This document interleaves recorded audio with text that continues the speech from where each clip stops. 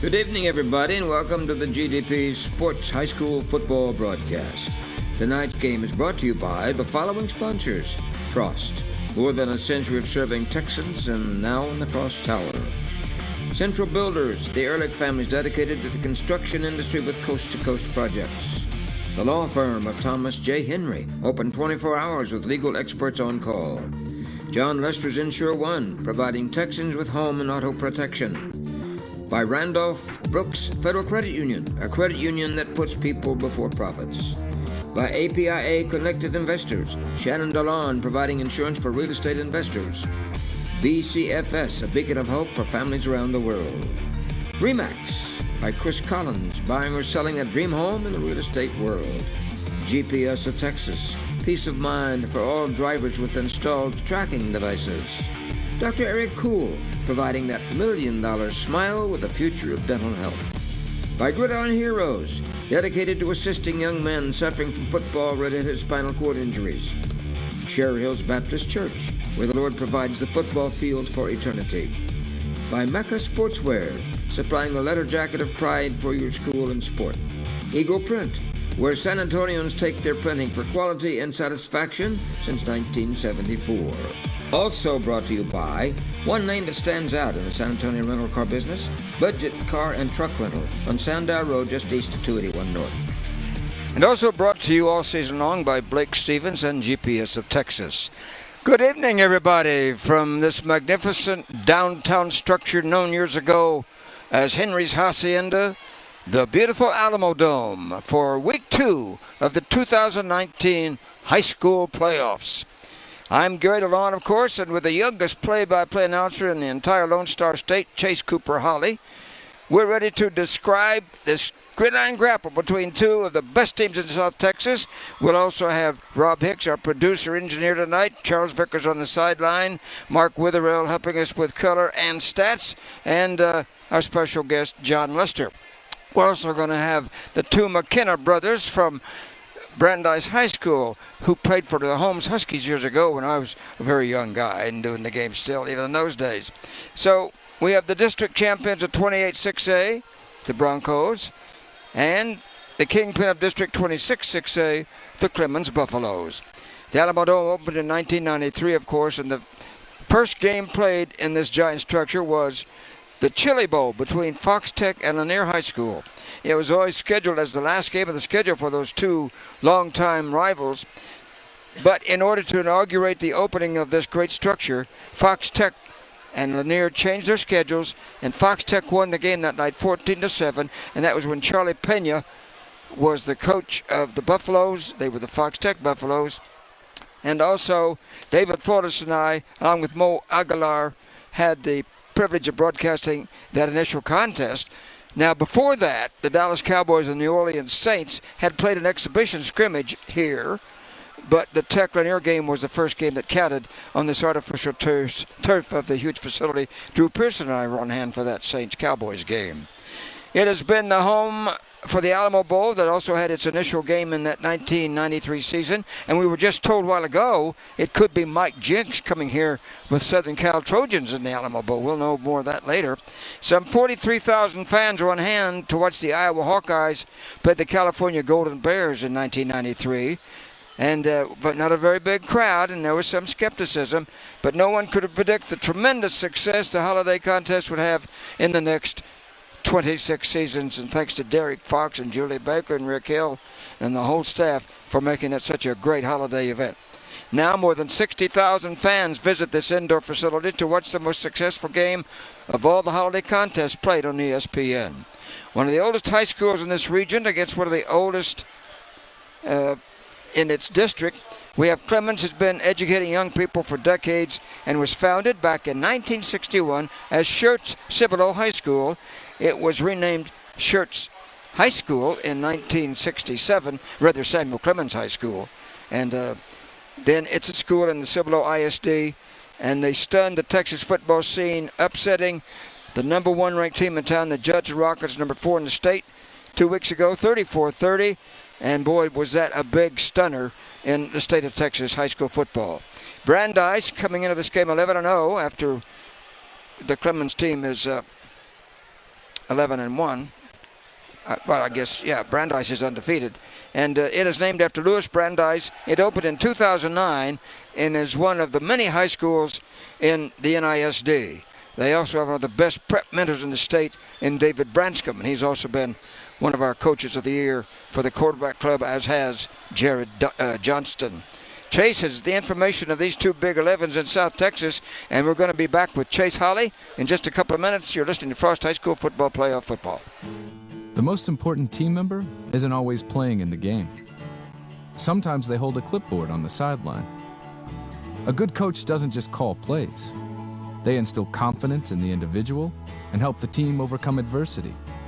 At Frost, we believe that good coaching in your financial life can accomplish the same thing. After all, if we believe in you and you believe in you, anything is possible. Frost. Opt for optimism. APIA specializes in real estate investor insurance. For years, investors have struggled managing individual insurance policies. So APIA built a program to put investors' properties under one insurance policy.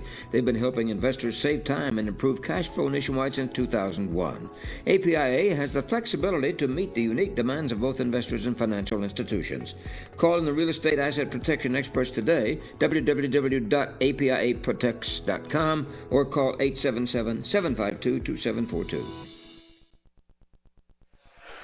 These teams are led by two outstanding quarterbacks. The Broncos have Jordan Battles, who has compiled more yardage with his feet than his arm, but he is a versatile athlete, having gained almost 1,000 yards through the air with 9 touchdowns, and he has rushed for 1,475 yards and a 10-yard average every time he carries the ball. He didn't start last week because of an injury, but when he entered the game in the second half, Jordan took over. And much like he did in their first meeting, inspired a victory over Ron Ritterman's Johnson Jaguars. The Jags played the Broncos closer than any other opponent, but couldn't put on a saddle on Battles and company to advance to the second round. The Broncos had 15 starters back from last year, and they finished 11-3. For the Buffaloes of Jared Johnston, they have roamed the football range of 26-6A, losing only to the Reagan Rattlers in early September, and the highlight of the campaign so far was the upset over the Judson Rockets 34-30 that assured them of the district crown. Their top Buffalo is junior quarterback Max DeMonico, who has 4.4 speed and has more than 1,200 yards passing with 13 touchdowns and has compiled more than 2,300 yards rushing with 18 visits to the end zone and 7-yard average. On this new dome carpet, we expect to see more stampedes than a Chisholm cattle drive and a lot of fireworks this evening. Both coaches have established winning combinations, and we'll find out if the Buffalo defense can stop the Bronco offense that averages more than 40 points a game. We'll return to the Alamodome in a moment with more about these two tremendous teams, and we'll have coaches' interviews and starting lineups. This is Frost Playoff Football. While some banks are slow to approve auto loans, RBFCU is hitting the gas. With one of San Antonio's lowest loan rates and fast online approval, you'll have more time and money to live life your way. Apply today at rbfcu.org. Subject to credit approval, rates and terms subject to change. Other restrictions may apply. Better rates. It's what we do at RBFCU.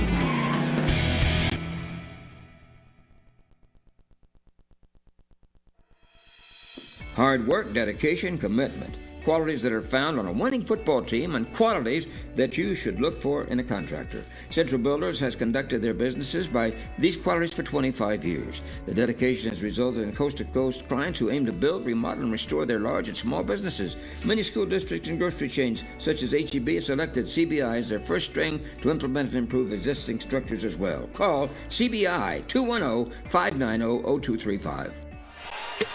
We're back at the Alamodome. We watched the Broncos run into the locker room to investigate and go over their game plans for tonight, and so did the Clemens Buffaloes. Gary DeLon is here, and he is ready and excited to give you a visual view along with me, who will be doing play-by-play. And Gary DeLon, how do you feel about this game? It's a toss-up. These are the two best teams right now in all of South Texas, especially after the Clemens Buffaloes stunned the Judson Rockets about 3 weeks ago, 34-30. And the closest games that the Broncos have been against the Johnson Jaguars of Ron Ritterman. And you're familiar with that team. We did several Johnston games. That first contest was 31-25, and then it was 32, I believe 28 when they played this, 42-28 when they played the second time. So those two teams had a great battle. And let me just say this, as we have the toss the coin, let's take in the toss the coin. I don't have the officials at this time. We'll have them as it progresses, but we have the toss the coin at midfield.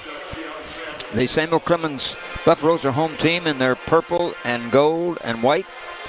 The Broncos are in their orange and blue and white. And respective captains are on the field.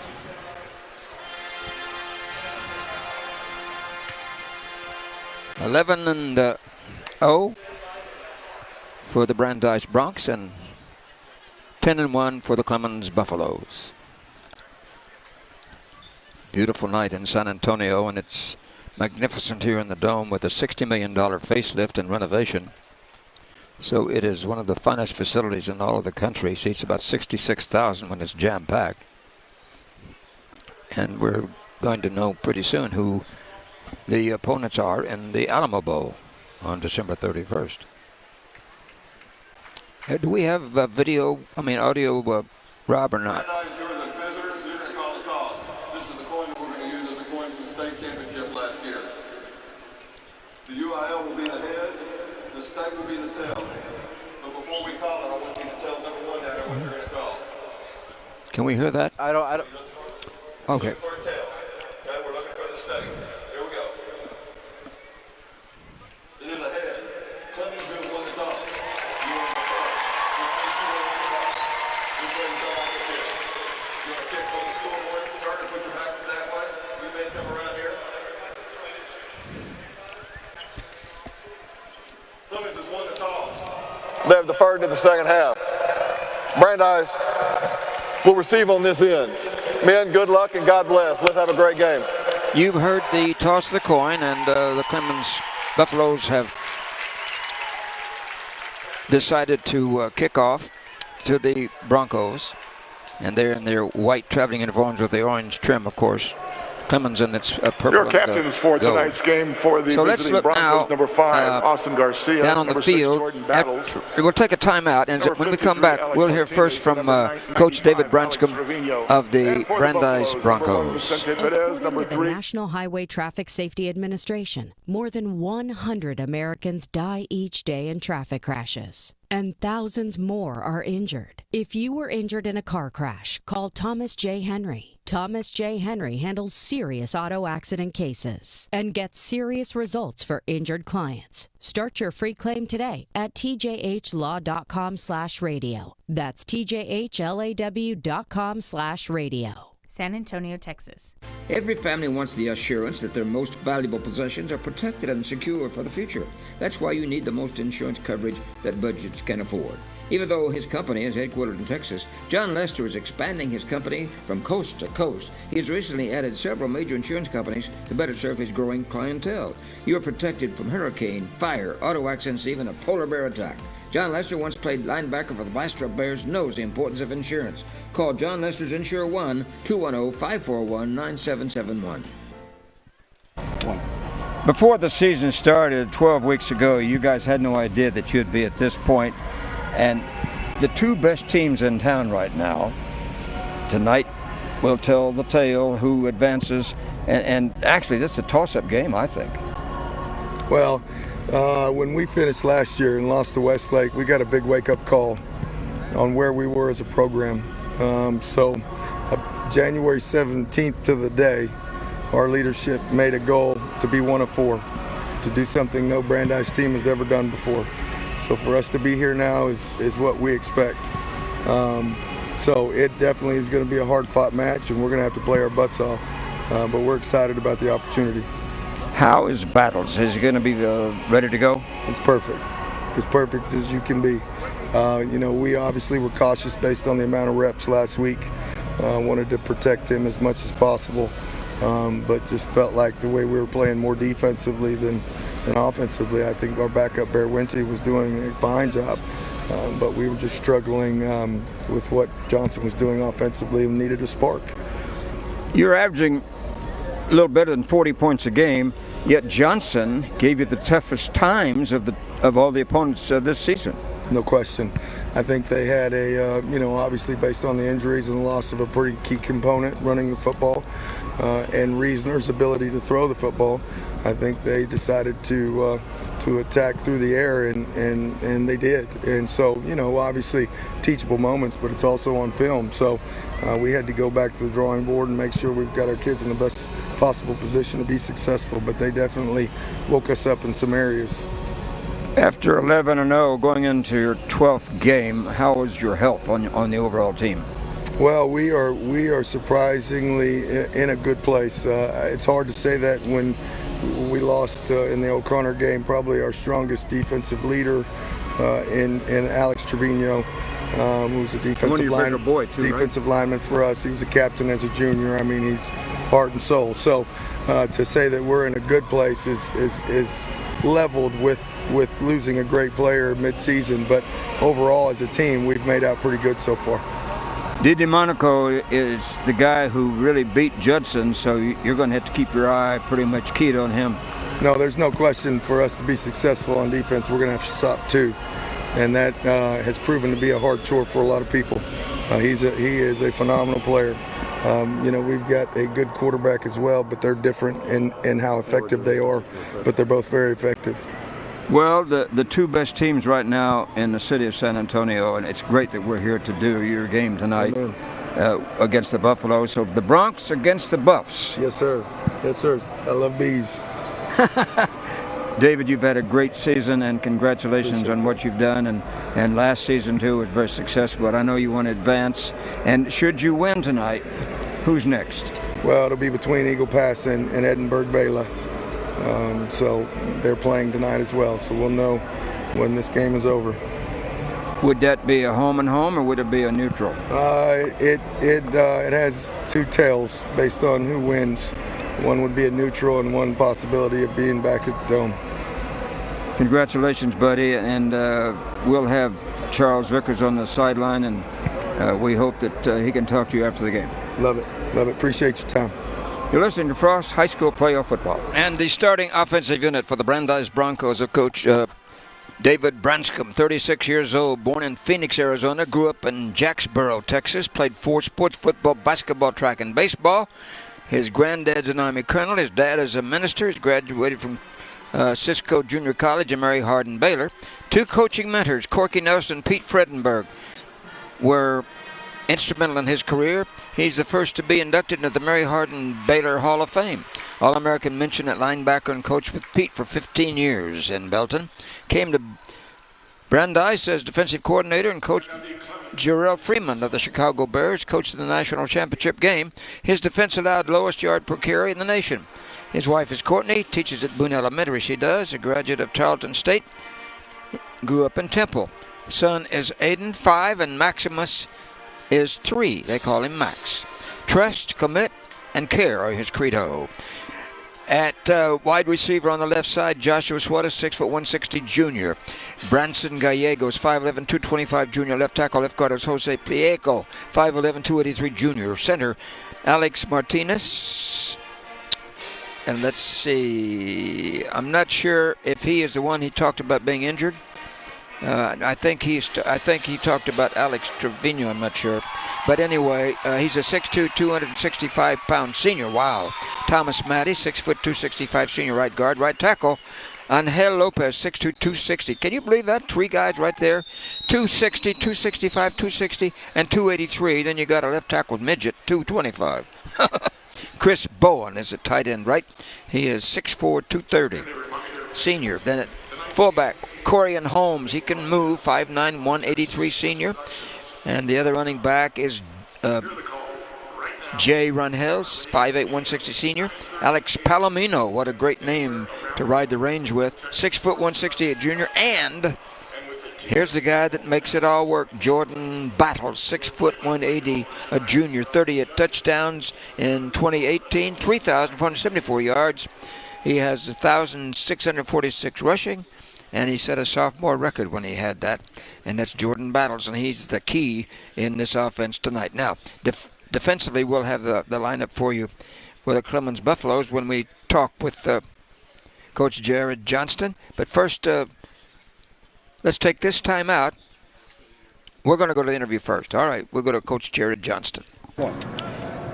Coach Jared Johnston, coach of the Samuel Clemens Buffaloes, and boy, what a great career he's had. Played college ball. His son is only a sophomore. He's starting already, and he's going to play college ball somewhere, no doubt. Jared, you've had a fantastic season. Two best teams in San Antonio right now are meeting tonight here in the Dome. Yes, sir. I'll tell you what, it's a contribute to both programs and both teams and districts to put ourselves in this position to be able to play here in the Alamo Dome, and what a great time for the city, to be able to showcase, two of the teams that people consider two of the best teams in the city. And two of the best quarterbacks in South Texas, in Battles and DiDomenico. The load's on his shoulders. I guess he was the catalyst in that Judson upset, right? Oh, yeah. He's been our guy all year long, just like Battles has been their guy all year long. And the good thing is they're both juniors. Wow. So you're going to get to see him again next year. So and you had a lot of players returning too from last year. I did. We got in. We lost to Westlake in the first round last year by 14. But I mean, when I say it was a close game to the end, we were in it to the end. And we circled up. We thanked our seniors, and I told my underclassmen, you just went toe to toe with one of the best teams in the state of Texas. You know the level we got to get to. That's right. When we get back on Monday, we're going to start working for that level right now. And they bought in, and I'll tell you what, and they've been every day working together to raise their level up to play. After this many games, 11-1 coming into this contest, how is your health team-wise? Well, for this time of the year, good. I think we only have two kids out of the original 22 starters that started the season. We have two that aren't playing tonight, both on defense. When that happens, that opportunity is for another kid to step up, and both kids that are having to play are juniors that were just backups. So now that they're getting some playing time now, and which is going to benefit them next year. What is the key to this game? Is it your defense or offense? Well, it's going to be both. It's going to be a combination. We got to sustain drives to keep Battles off the field, and then we got to contain Battles. I mean, everybody knows that the offense through Brandeis runs through him, and so that's going to be the key tonight. Jared, I told Scott on the phone the other day, I said, Scott, the last Clemens game I did, you were at quarterback. I'll tell you what, you can't ask for a better athletic director. You got someone that, and him and I are really good friends. We walked Steele High School together in hard hats, and we got hired on there to open that school. And then when I came to Clemens, then we had to coach against each other. And then when he came to AD, you're talking about a man that was raised at Clemens Buffalo, helped. We hauled desks into Steele High School. Wow. So you have an AD that has a true passion for both teams in a district. It's not one or the other. You can't find that very often in a district that's split. Well, good luck tonight, and if you win, who do you play? It'll be the winner between Vela and Eagle Pass. Good luck tonight, Jared. It's good to see you again, buddy. Yes, sir. Thank you very much. Former Coach of the Year for the San Antonio Quarterback Club, Jared Johnston. You're listening to Frost High School football playoffs. And this is the 4-3 defensive alignment for the Clemens Buffaloes. David Parker, 6 foot, 200-pound junior at defensive left end. Right defensive end is Isaiah Aguilar, 6'2", 205 senior. Inside tackles are Basilio Pequeño, 5'8", 210 junior, and Mark Martinez, 5'11", 215 senior. Your three linebackers, Jackson Macias, 6'1", 200-pound senior. Derek Lewis, 6'1", 210 senior. And Keon Bennett is 6'1", 190 senior. Your two safety men are Mason Chambers, 6'1", 180 senior, and Bryce Taylor, 5'8", 150 sophomore. Cornerbacks are Jeremiah Postel Ellis, 5'10", 170 junior. Jeremiah Postel Ellis. And on the right side, it's Ty Seeley. He is 150-pound, 5'8 senior. So those are your starting lineups. You've had the coaches' interviews, and we're almost ready to go here at the Alamo Dome, Henry's Hacienda. And we welcome Mark Witherell, and Charles Vickers will be on the sideline. Let's go down to Charles first, as we have... You there? You yes. guys hear me? All right, very good. Hey, a great atmosphere here, guys, and a packed crowd. I don't know if we've seen a crowd this big in a long time in high school football, but this is going to be a fun night for football. I'm looking forward to this.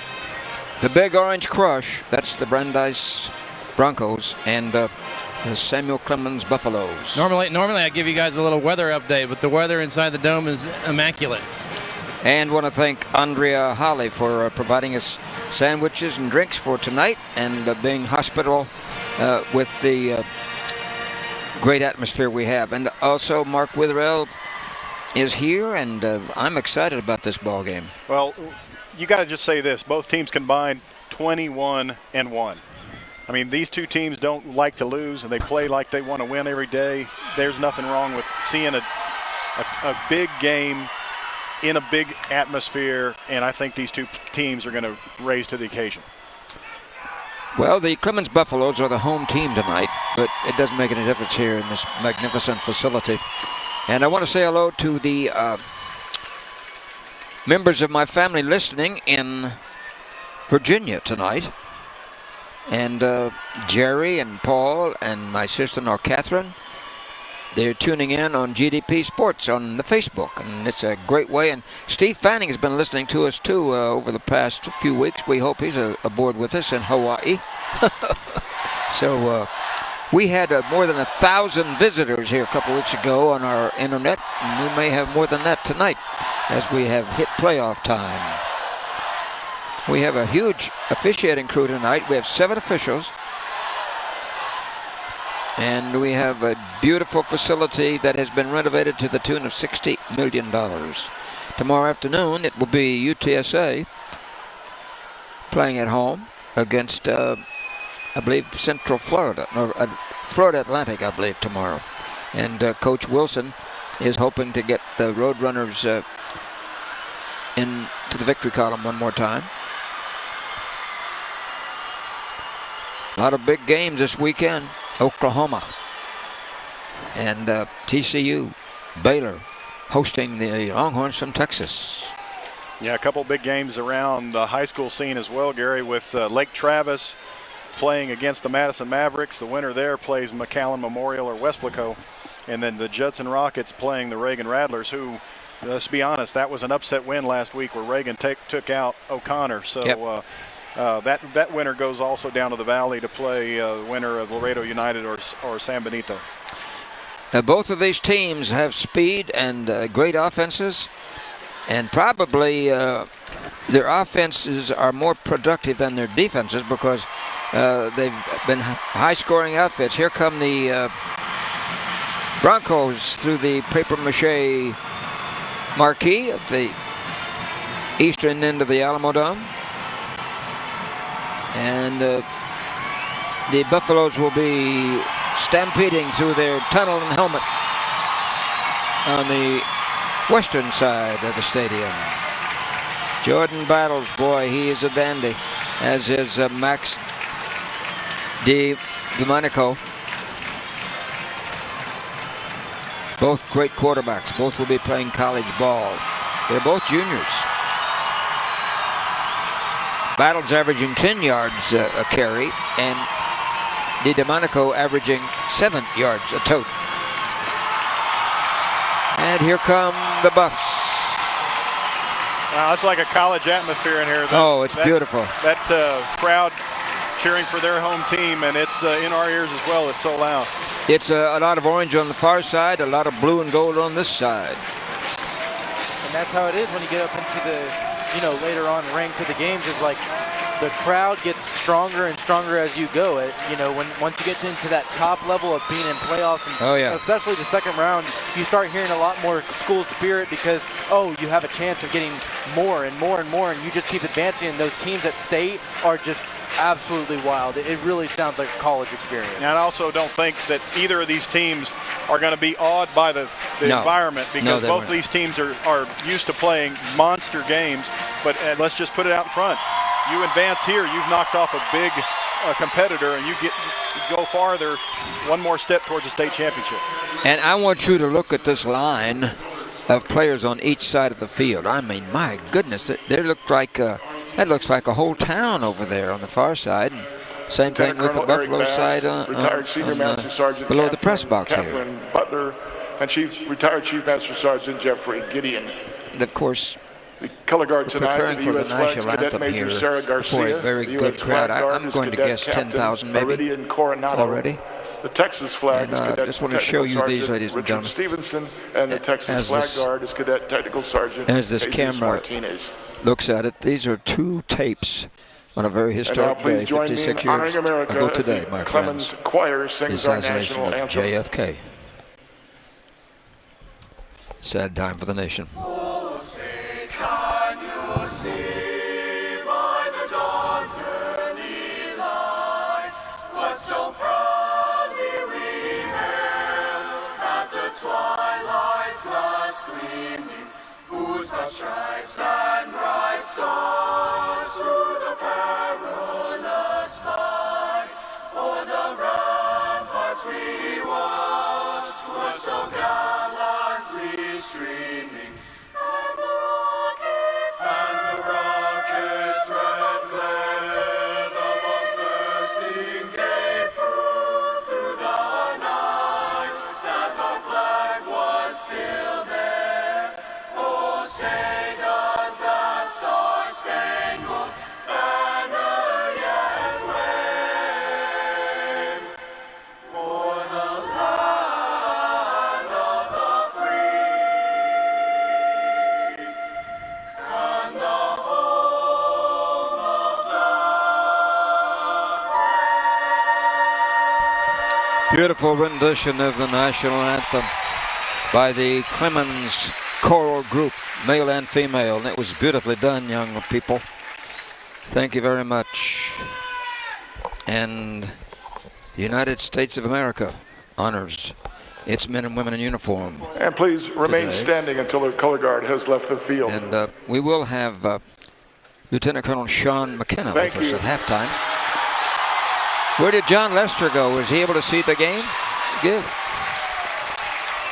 And he's got the headphones on. Well, that's good. That's good. It makes you happy. Chase Holly, Gary DeLon, Mark Witherell, Charles Vickers, Rob Hicks. Walter Stoops is opting to be with basketball in UTSA tonight. His sorrow, not mine. That's exactly right. But this will be a dandy, ladies and gentlemen. It definitely will be. Wherever you may be, to all my close relatives in Virginia, and to those across this giant internet setup that we have, and we welcome you to the Alamo Dome. Coming into this ball game, Chase, it shouldn't surprise you that looking down at the rushing department, one of the sad things I wanted to mention, though, was the fact that the young man Rodriguez from Johnson was having such a great senior season when he injured his ACL 3 weeks ago. And of all the games I've ever done, I've never done a team that had 9 starting Back for the Broncos to players receive the out of opening with kickoff. injuries, as Johnson Number did a couple weeks 180, ago. And that's to Rodriguez. And Ron number 12, Ritterman did a Josh fantastic job. Suarez. So ready to go, everybody.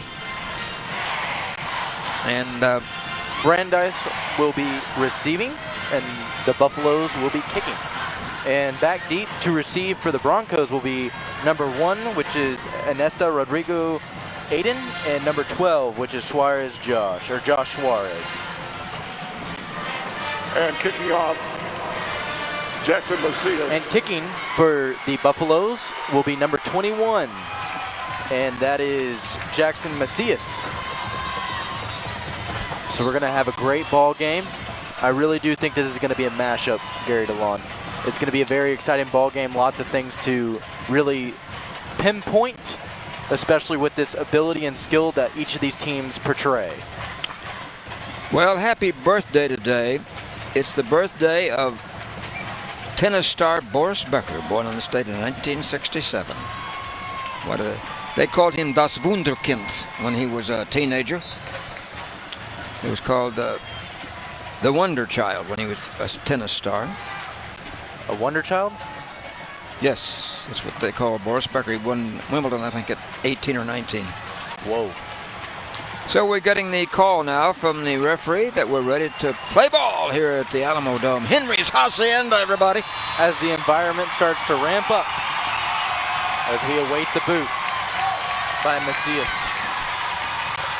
And here's the boot, and it's going to be a kick going about to the 14-yard line. It is caught by number 12, and it's going to be a fake starburst, and he's going to get the space, and he's to the 30, and he's to the 35, the 40, and he's finally knocked down with a great return going to the 42-yard line.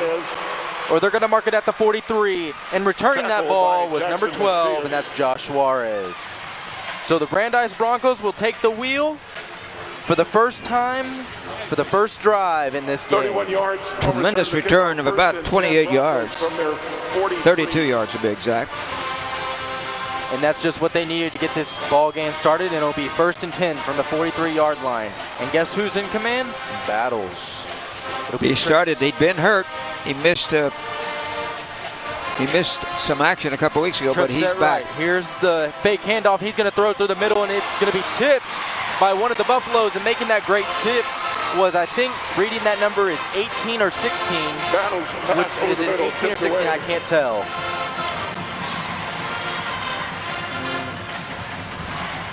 I'm going to say it was made by Thigpen. So it'll be a bunch crunch trip set right with Battles in the backfield. Here's the snap as he's going to fake handoff and QB keep it. He's going to run through the middle for a couple yards, and he's going to pick up a gain of about 6. 3rd and 4 at midfield.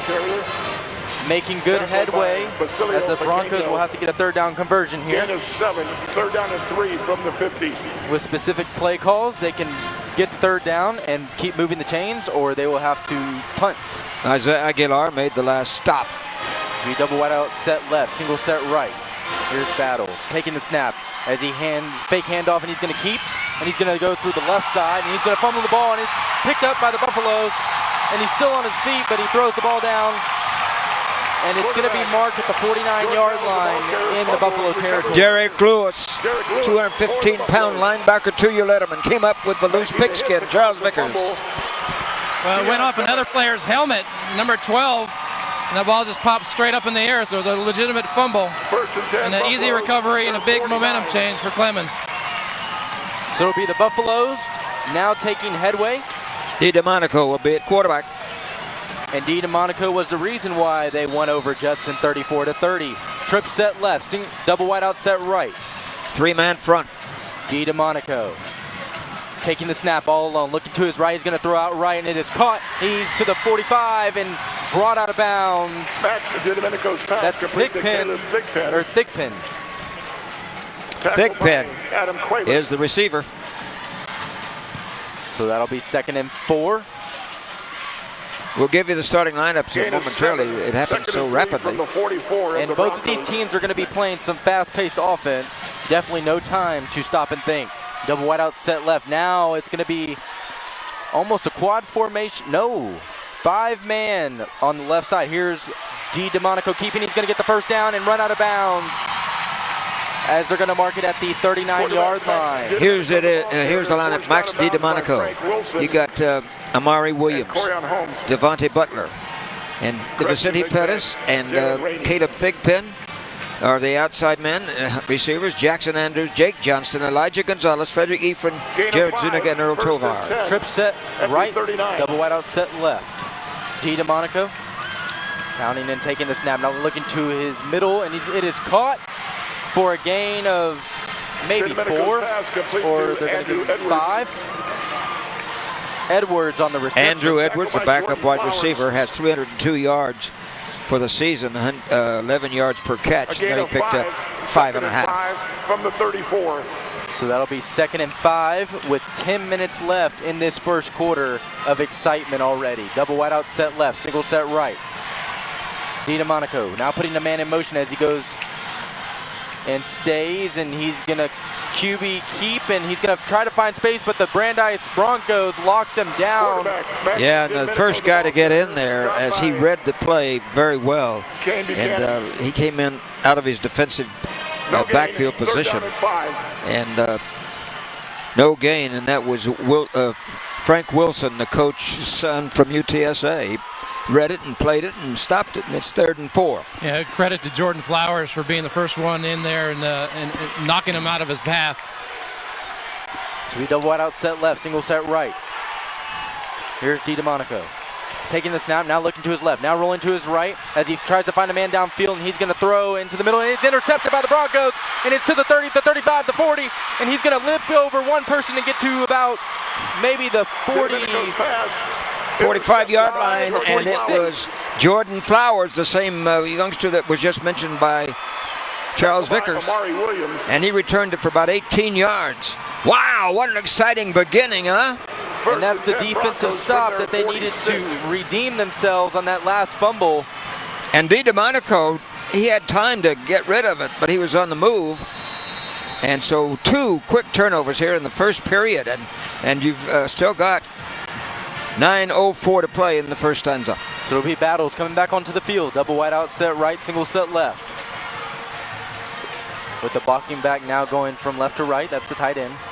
Here's Battles handing it off, and it's going to go over to the right side, and he's going to go up the right gap, and he's going to get a gain of about 8 on the carry.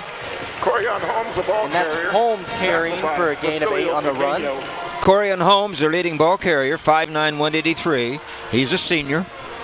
They have 15 guys returning on both sides of the ball. So it'll be Alex Palomino going out wide left, double wide out, set right. Battles along with Holmes in the backfield. Here's the keeper, and he's going to go out to the left now to the 45, and he's going to be knocked out of bounds. He's going to be about a half-yard short. Quarterback Jordan Battles. That's going to be a gain of 1 for Battles on that. Derek Lewis, 215-pound linebacker, made the stop. 3rd and about 18 inches for the first down. This is the Alamo Dome, and this is downtown San Antonio. What a great one going. It's at the 45-yard line in Clemens territory. This is an important 3rd down conversion. Double wide out, set right, single set left. Here's Battles now putting Holmes on the left side.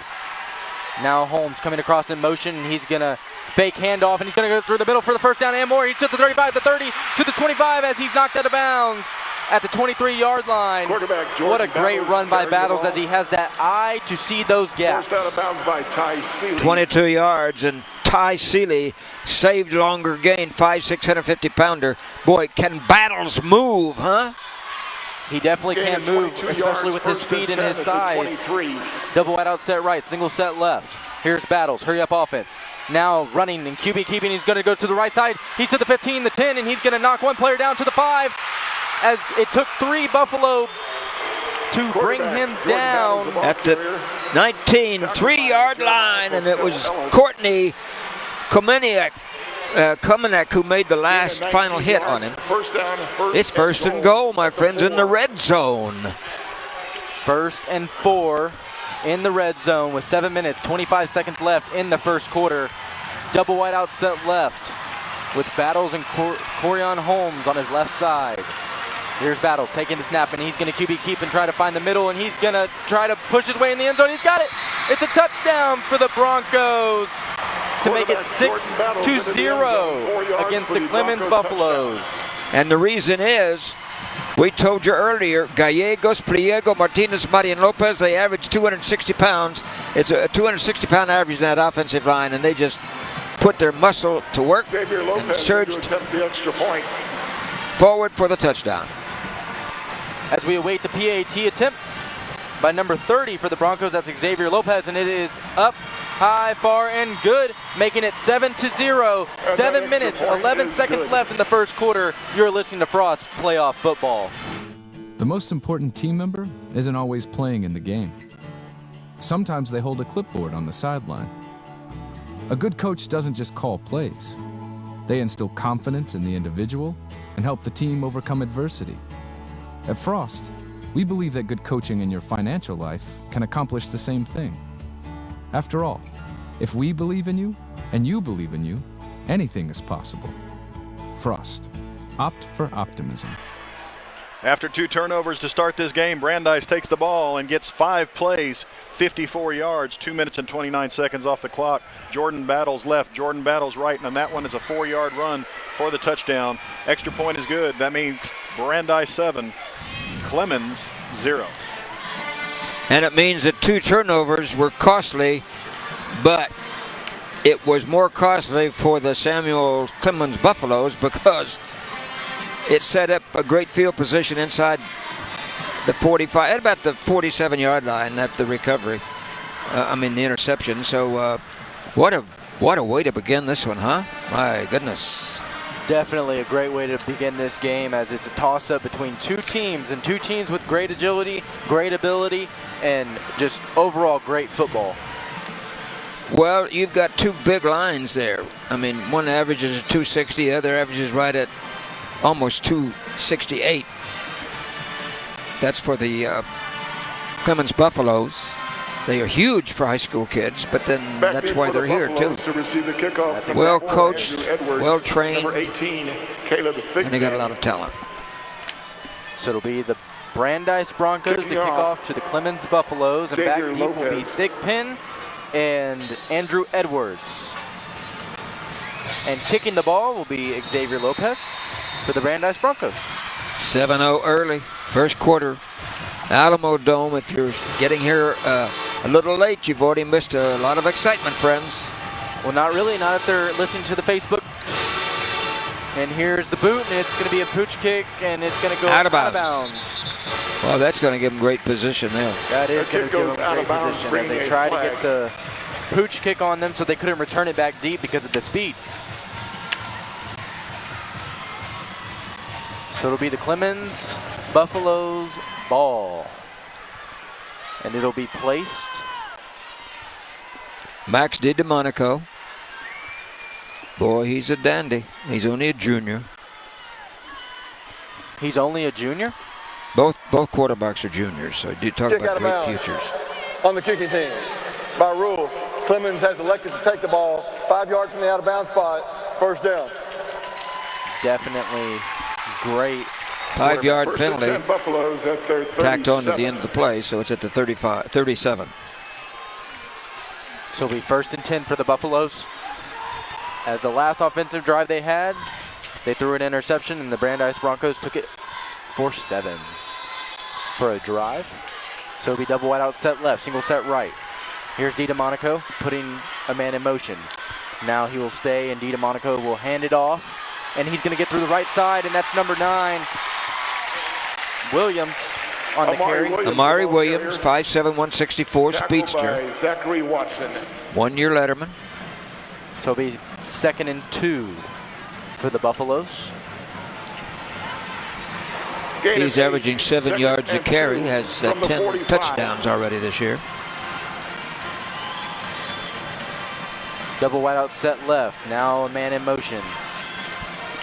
Coming over closer, and here's DiDomenico handing it off, and he has nowhere to go, but he's going to get the first down. And that's Williams on the carry. The ball carrier. So that'll move the chains from my left to right. Tackled by Preston Dang. Looked like, I believe it was Mitchell Mazzio made the stop. He's a linebacker. He's 5'7", 160. On the play. That's a first down. 7-0 early. And that'll bring up 1st and 10 for the Buffaloes as they await the play call. At the 47-yard line in Buffalo territory. Going from my left to right. As the formation switches, now going to a double wide out set left. And slot man right. Here's the handoff, and it's going to be Williams again on the carry, and he's going to get the first down as he fights for yardage. Slashes his way, crashing into the sideline over there for another first down. Picked up 11 yards. So it'll be 1st and 10 once again for the Buffaloes.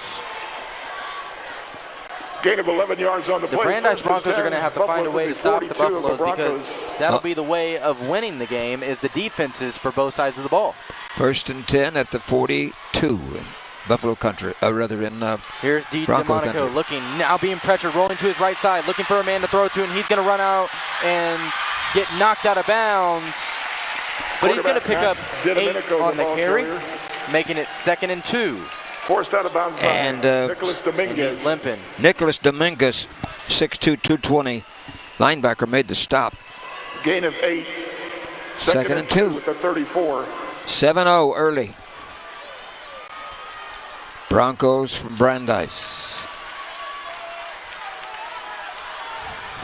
Double wide out set left, single set right. D. DeMonico. Counting, and he's going to draw a man offside. Somebody's offside. He's going to play, and he's going to throw it to Thigpen, but it's dropped. Domenico's pass intended for Caleb Thigpen, incomplete there. That was a free flag on play.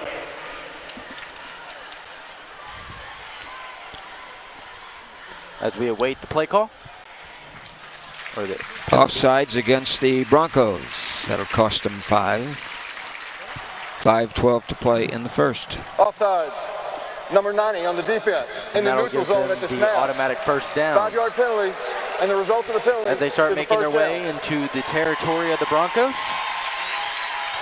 And maybe and 10 Buffalo. That's possibly another first down, which is first down the Broncos. number 4. So make it 1st and 10, the ball being at the 29-yard line in the Broncos territory. Single receiver isolated on the left side. That's Vincent. And here's the handoff to Williams. And he tripped just as he got no one touched him. He Amari just Williams tripped carried the ball. and fell down. And he gained a yard. Gain of a yard, second and Very 9. important drive 28. for the Buffaloes. Bringing in Thigpen now. As it'll be 2nd and 9. The Buffaloes now going to a double wide out set left with the single receiver isolated on the right. That's Thigpen. Now putting the man in motion. That's Vincent coming over closer. And here's the handoff and the reverse handoff. And that's Vincent with the ball. And he's carrying it to the 20, to the 15, to 10. He's going to make a juke and he's going to go. And did he get it? He got the touchdown. He almost ran out of bounds, and he just reached over that orange marker to get the touchdown for the Buffaloes. Vicente Perez, the ball carrier. Vicente Perez. Buffalo touchdown. 28 yards for Vicente. He is a 5'10", 166-pound speedster. He's a receiver, but there he took the pitch out, and nobody was near him. As we await the PAT attempt. And it is going to be up, high, far, and good, making it 7-7. Tie ball game now. 4 minutes, 25 seconds left in the first quarter. You're listening to Frost Playoff Football. APIA specializes in real estate investor insurance. For years, investors have struggled managing individual insurance policies. So APIA built a program to put investors' properties under one insurance policy. They've been helping investors save time and improve cash flow nationwide since 2001. APIA has the flexibility to meet the unique demands of both investors and financial institutions. Call in the real estate asset protection experts today, www.apiaprotects.com, or call 877-752-2742. That scoring drive by the Clemens Buffaloes. 6 plays, 58 yards, 2:44 off the clock. A 28-yard end-around run by Vicente Perez makes the score 7-7 in this playoff atmosphere. What a great way to start off this game as we have a tie game. Now 7-7. Both teams have scored, and this is looking like an impressive ball game, and I really think it's going to go down to the end. And my prediction is it's going to come down to the defense alone. I really do, because these offenses are so powered in ability, speed, agility, throwing, rushing, anything that you could possibly think of. They just have so much skill up front. They have big linemen, both of them do, and I really think it's going to come down to the defensive plays. So the Broncos will be back to receive, and that'll be number 1, number 12. To receive the kickoff, number 1. Aiden Ernesto Rodriguez and Josh Suarez. And number 12, Jackson Josh Macias. Suarez. Kicking off, Jackson Macias.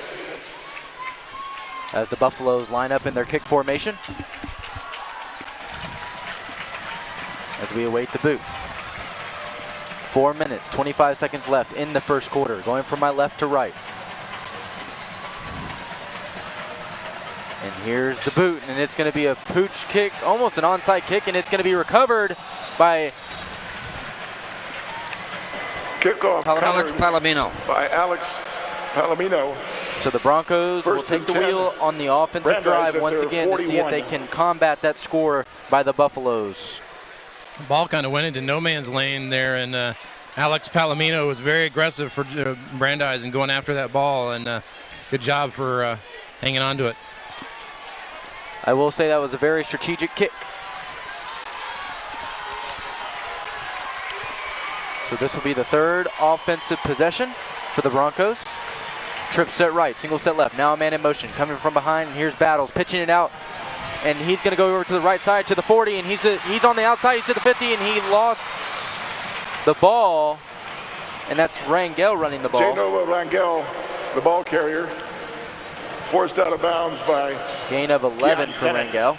5'8", 160-pound speedster, senior running back. The ball just scooted out and went about 10 yards downfield, but it's out of bounds, luckily for them.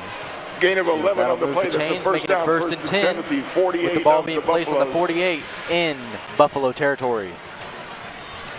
Single receiver isolated on the left as well as on the right side. Here's Battles. Now keeping going over to the left side as he stiff arms one man and goes down for only a gain of 2. Quarterback Jordan Battles. So that'll make it second and 8. Brought down by Derek Lewis. And making the stop on that Buffalo lineup was another big 9-0. The number 90s have been very significant in this last week playoff game. Isaiah Aguilar, defensive end. Could be double wide out set right. That's Josh Suarez. 46-yard line in Buffalo country. Here's Battles handing it off, and he's going to get up to the right side gap, gaining about 5 on the carry. The ball carrier. Webster on the carry. Tackled by 5. Eduardo Webster, 5'10", 160, junior. 3rd and 2. 3rd and 3. Gain of 5. 3 down and minutes 3 from the flat 41. on the clock in the first quarter. Double wide out set left, single set right. Here's Battles.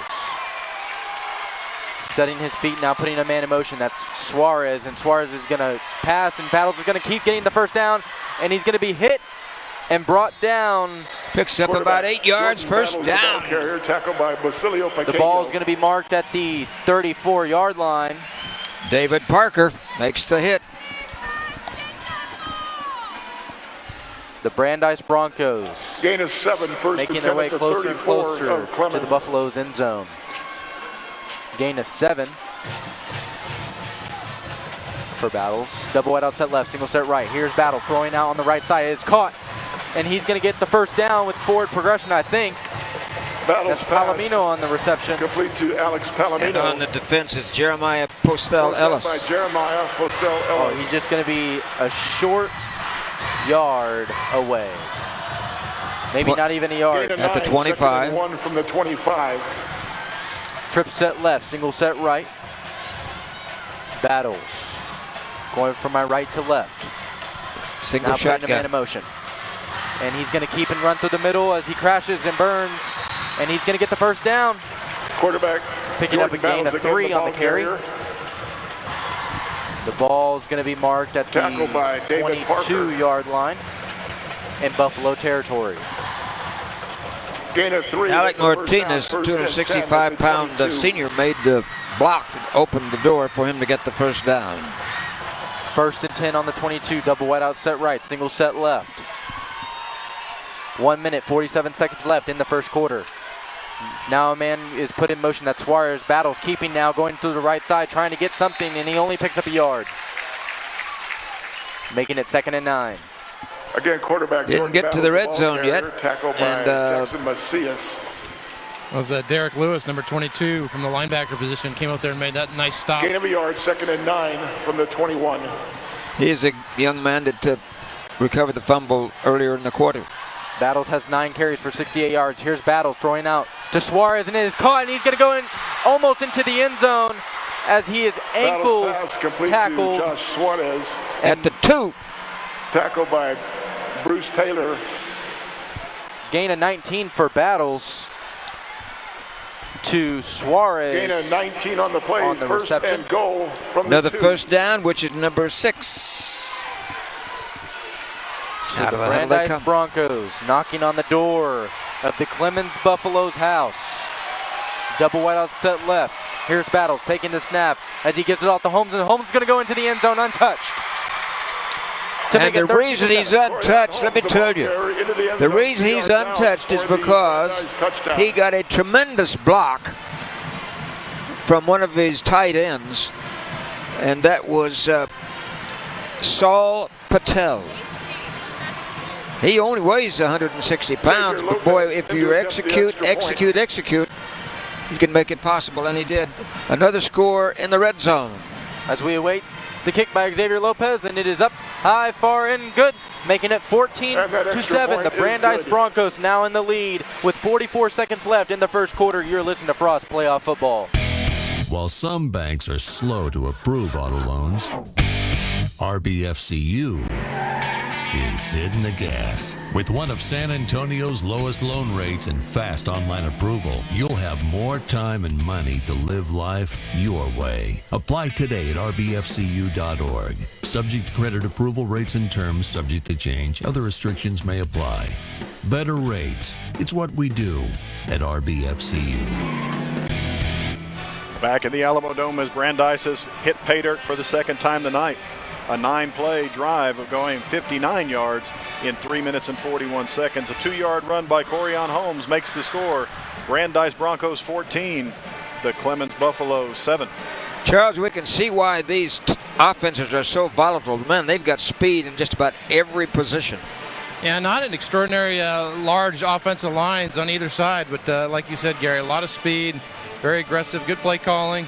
You can see that they're committed to the run first, and that opens up the pass lanes a little bit as that play before the touchdown proved. And I believe more people have come in since the start of the game. If I look across the way, and I see more stands filling up. For the Buffaloes, yeah, you do, Gary, and it's really remarkable. We've been here for a couple of games over the last couple of years, and this is a really nice-sized crowd on both sides. Off, Xavier Lopez. And the two best teams right now in the rankings, too, in San Antonio, and that makes a difference. So it'll be the Brandeis Broncos to kick off to the Buffaloes. Back deep will be Andrew Edwards along with Thigpen. And here's the boot, and it's going to be a pooch kick going to the 32-yard line, and receiving it was number 3, Mason Chambers. Kickoff is fair caught by Mason Chambers. So the Buffaloes will take the ball once again to see if they can combat the score made by the Brandeis Broncos. From their 32. Coming into this ball game,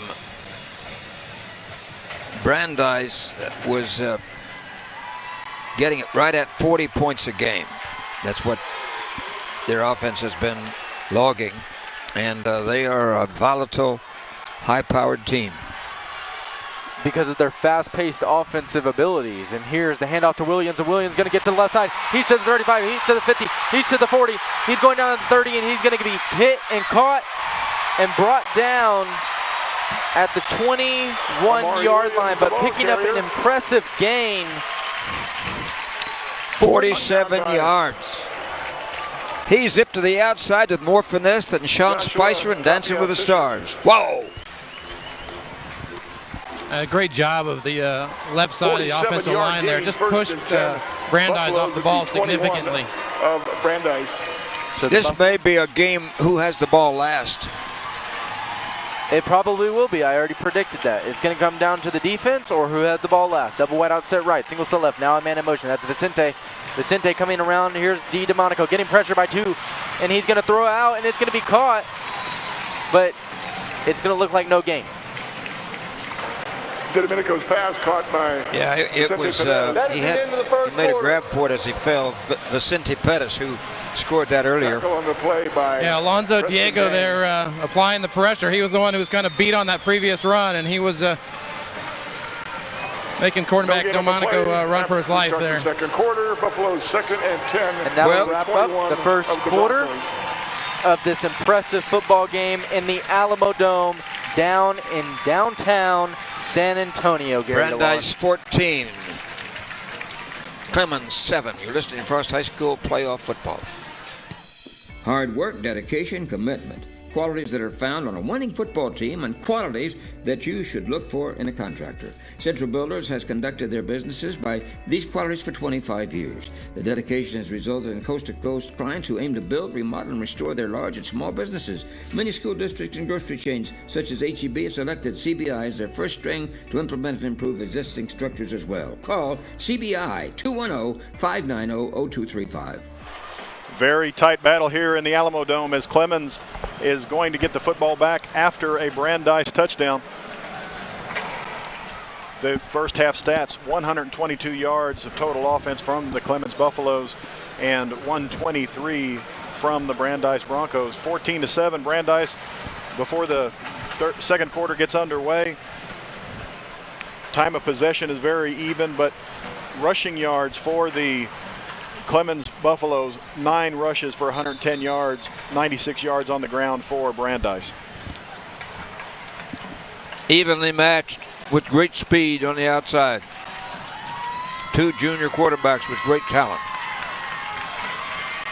Not only quarterbacks with great talent, but wide receivers, running backs, offensive linemen who just know how to play strategically. They're not the biggest linemen that we've seen, but they know how to play strategically. They know how to hit their blocks right.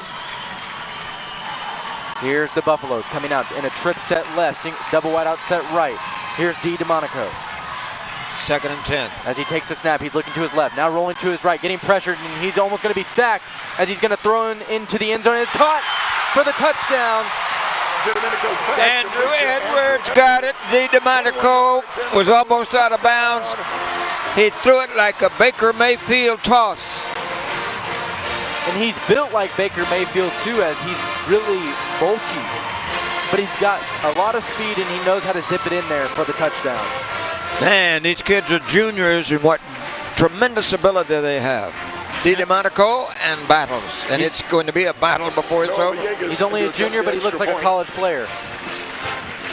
And here's the PAT, and it is going to be up, high, far, and good, making it 14-14. Noah Villegas puts it through the uprights.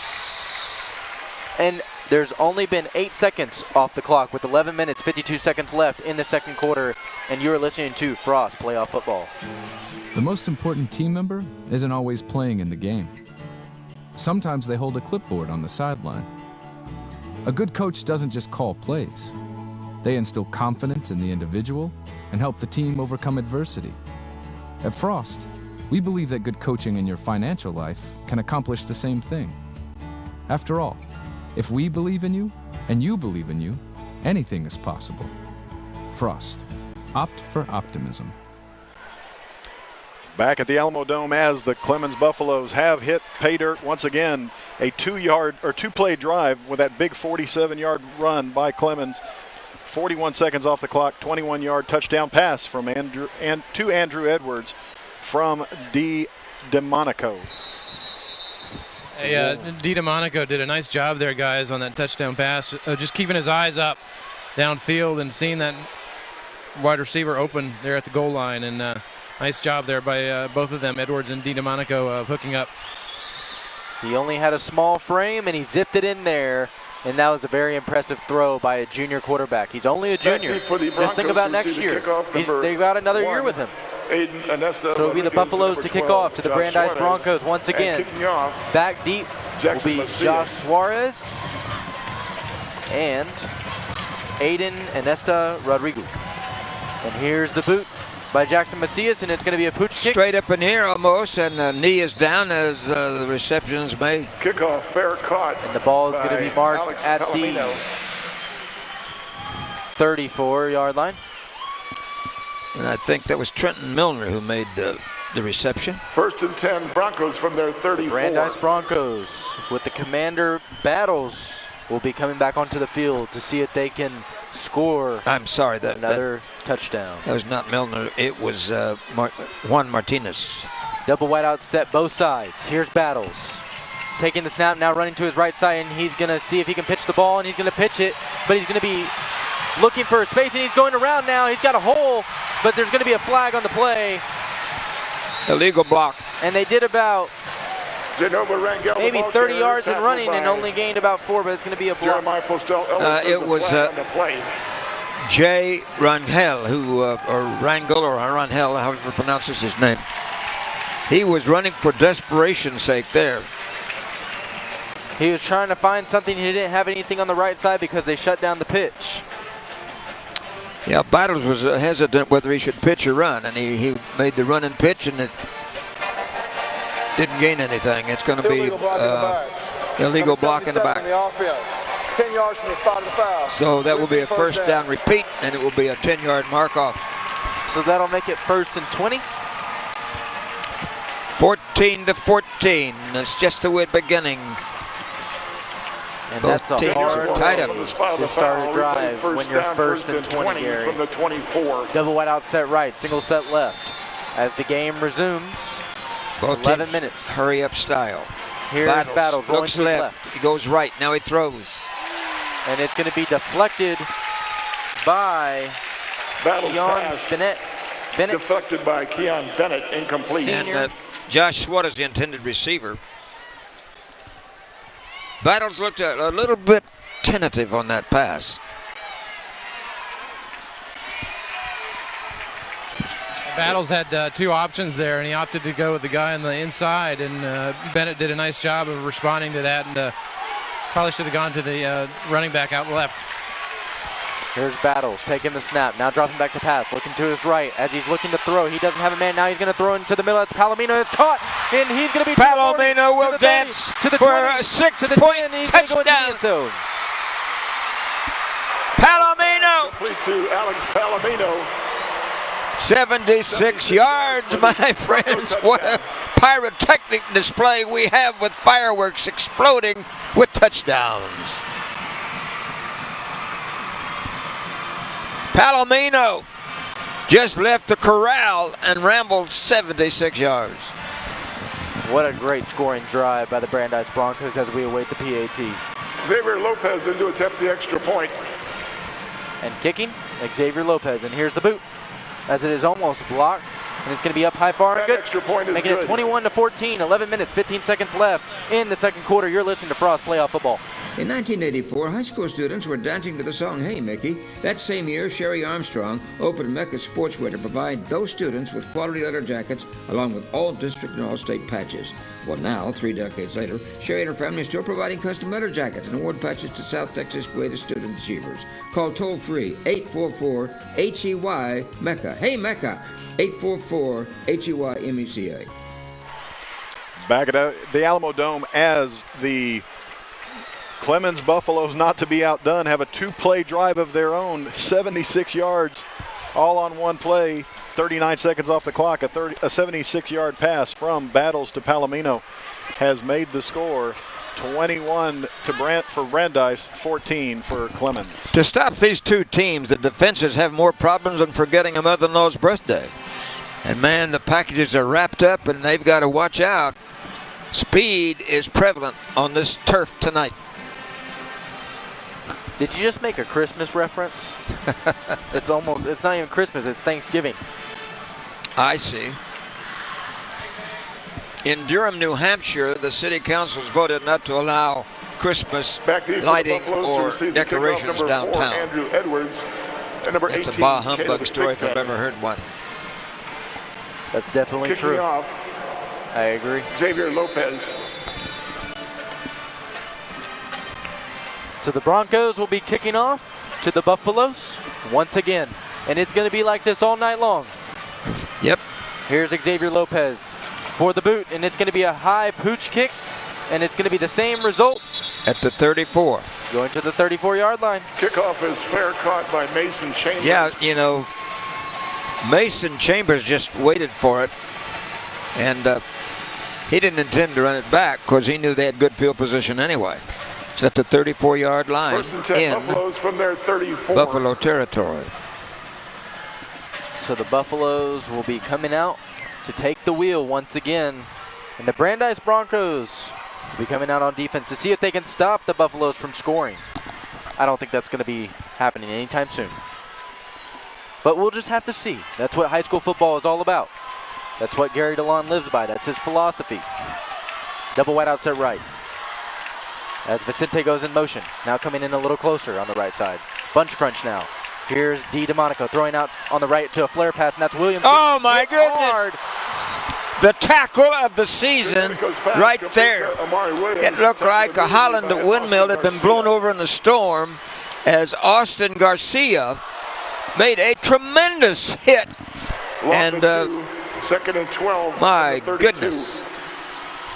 Gary, I got a couple of scoring updates for you. Reagan and Judson. Reagan's up 17-6 in the second quarter over Judson. Madison is up. Oh my goodness, that is a stunner. Madison is up 2-0 over Lake Travis still in the late first quarter. As we go into a 5-man on the left side, and here's the miscommunication with the missed tackle, and DeMonico is going to go over to the right side as he runs out of bounds, and I think he lost some yardage on that run. Yeah, putting pressure on him over there. Rodriguez. On a no-gain run was Aiden Inesta Rodriguez.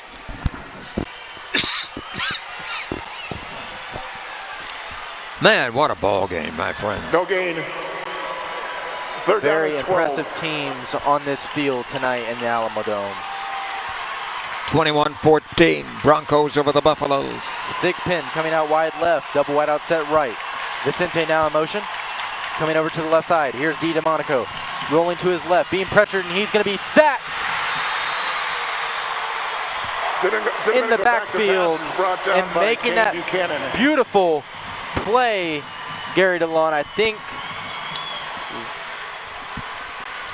was Kane Buchanan. Or Buchanan? No, it's Buchanan. Buchanan. Kane Buchanan. 22 from the 22. He sprinted like a track man going after DeMonico, and boy, that's a big setback. That makes it 4th and 22. First punt of the night, and the first long loss of the night. And punting from his own 8. And here's the boot, almost It's blocked. almost blocked.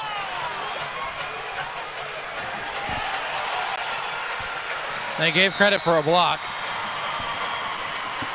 And the young man that almost got his pinkies on it was Nova Rangel.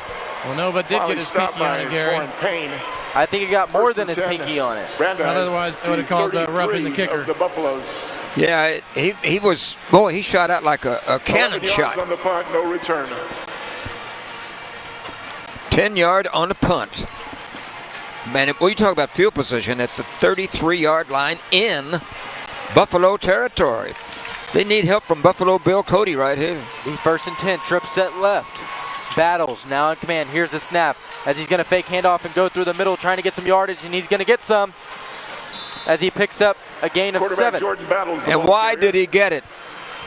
Because he had 2 big bodies blocking out front.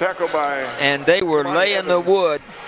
Alec Martinez, who only weighs 265, and looked like Angel Lopez, who only weighs 275. From the 26. 600 pounds of solid muscle. Double wide out set left, single set right. 2nd and 3. Tight end going from right to left. Here's the handoff to Holmes, and Holmes is going to try to get the first down, and he's still on his feet as he does get the first down and more. Corian Holmes is. He was looked like a gardener picking up the daisies there. And guess who was again leading the way?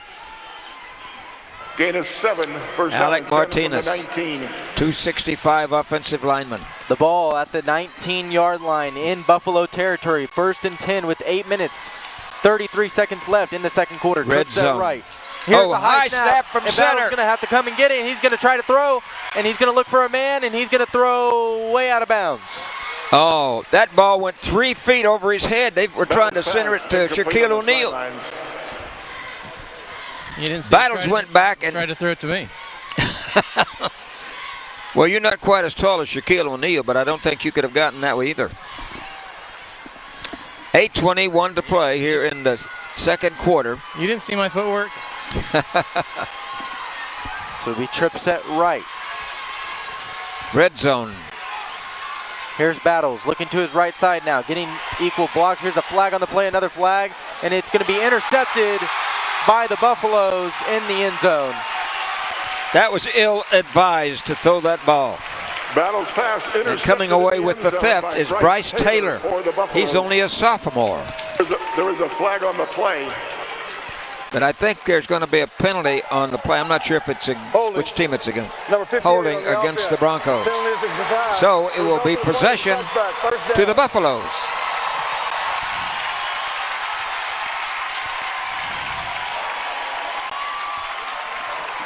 Man, both of these teams have great blacksmiths, don't they? First and 10. They Buffaloes definitely do. From their 20.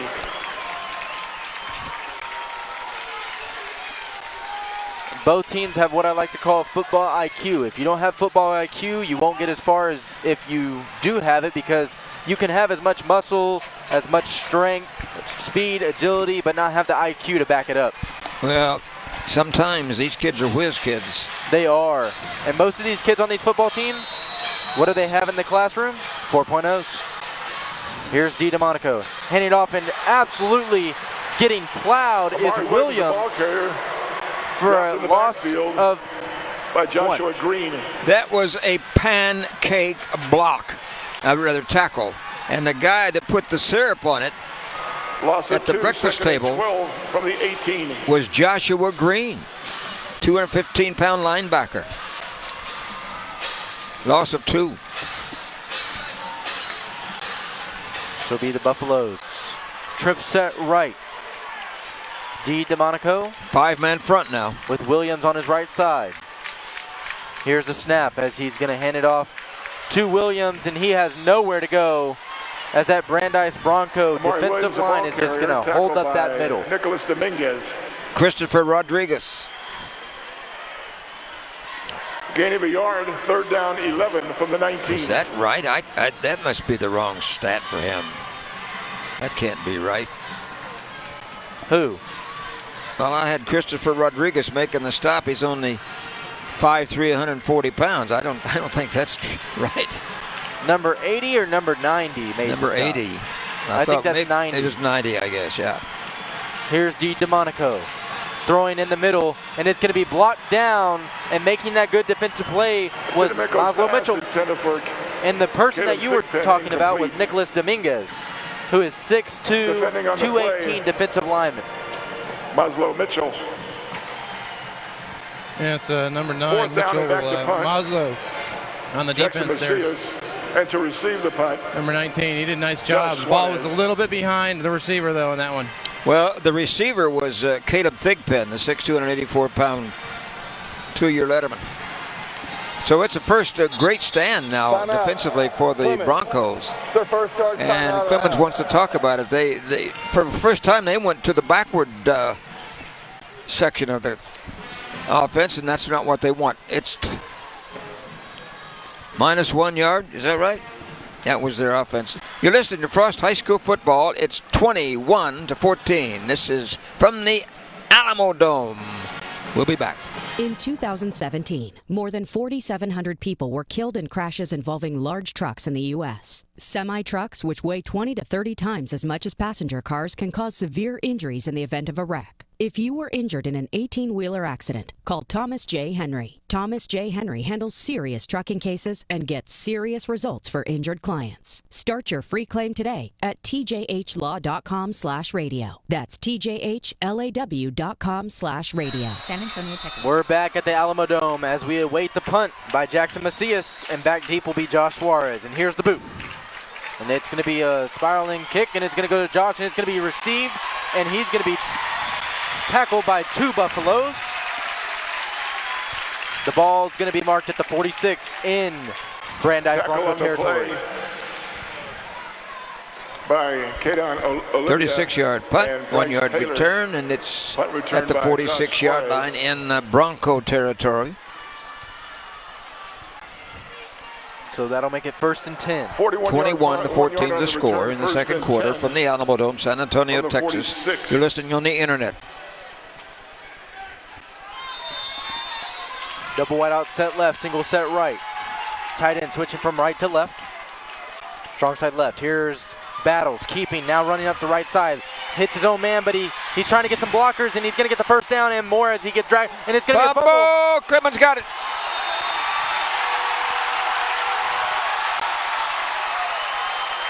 Just as he was trying to make more yardage, he had gained about 15 yards. The ball popped out, and Clemens has got it.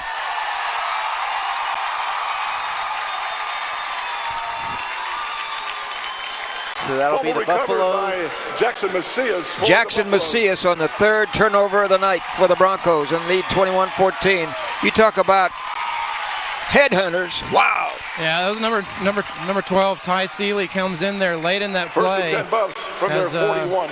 The Battles is trying to get some extra yards, and it looks like he punches his hand in there. That's when the ball squirts out. Yeah, it looked like a cream puff that had been squashed. It just popped out of there. Yeah, and credit to the other guy who was holding Battles up. Gave time for his helper to come along and punch that ball out.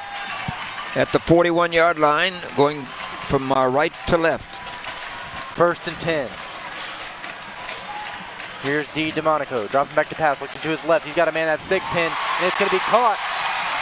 Oh, man, Thigpen was just rocked. He was hit by 3 players. Defending on the play, Jalen. He gets a first down and 16 yards. D. DeMonico was very cool. He looked like Cool Hand Luke, and Paul Newman wasn't even here. 1st and 10 Buffs at the 43. So the ball's going to be marked at the 43-yard line. 1st and 10. Nobody's old enough to remember that anyway. I don't. Double wide out set right, single set left.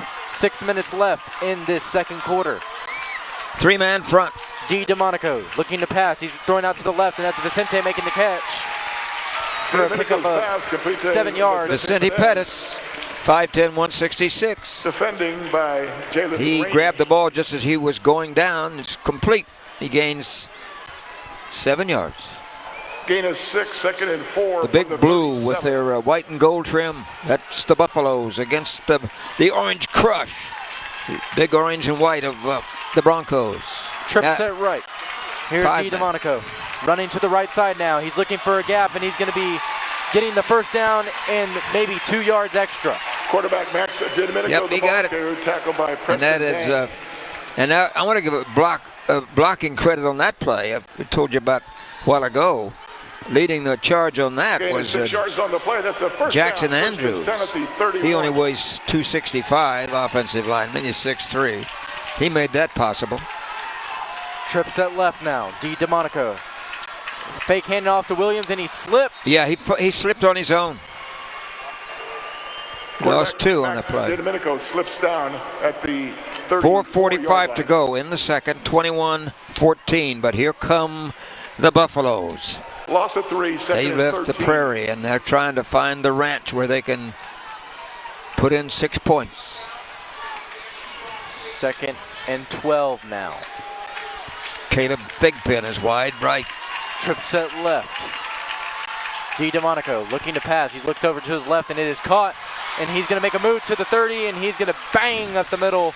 That is Trenton Milner, the senior receiver. Tackled by Frank Wilson. But he didn't get the first down. He gets 5. It's 3rd and still 7. Gain of 6. 3rd down and 7. Alamo Dome, 4 minutes to play. Second quarter, 21-14, second week of the playoffs. The winner of this game should be pretty impressive into the next round. Trip set right, single set left. That's Thigpen isolated on the left side. Here's D. DeMonico looking to pass, and he's being rushed, almost being tackled. And D. DeMonico's going to run and try to throw.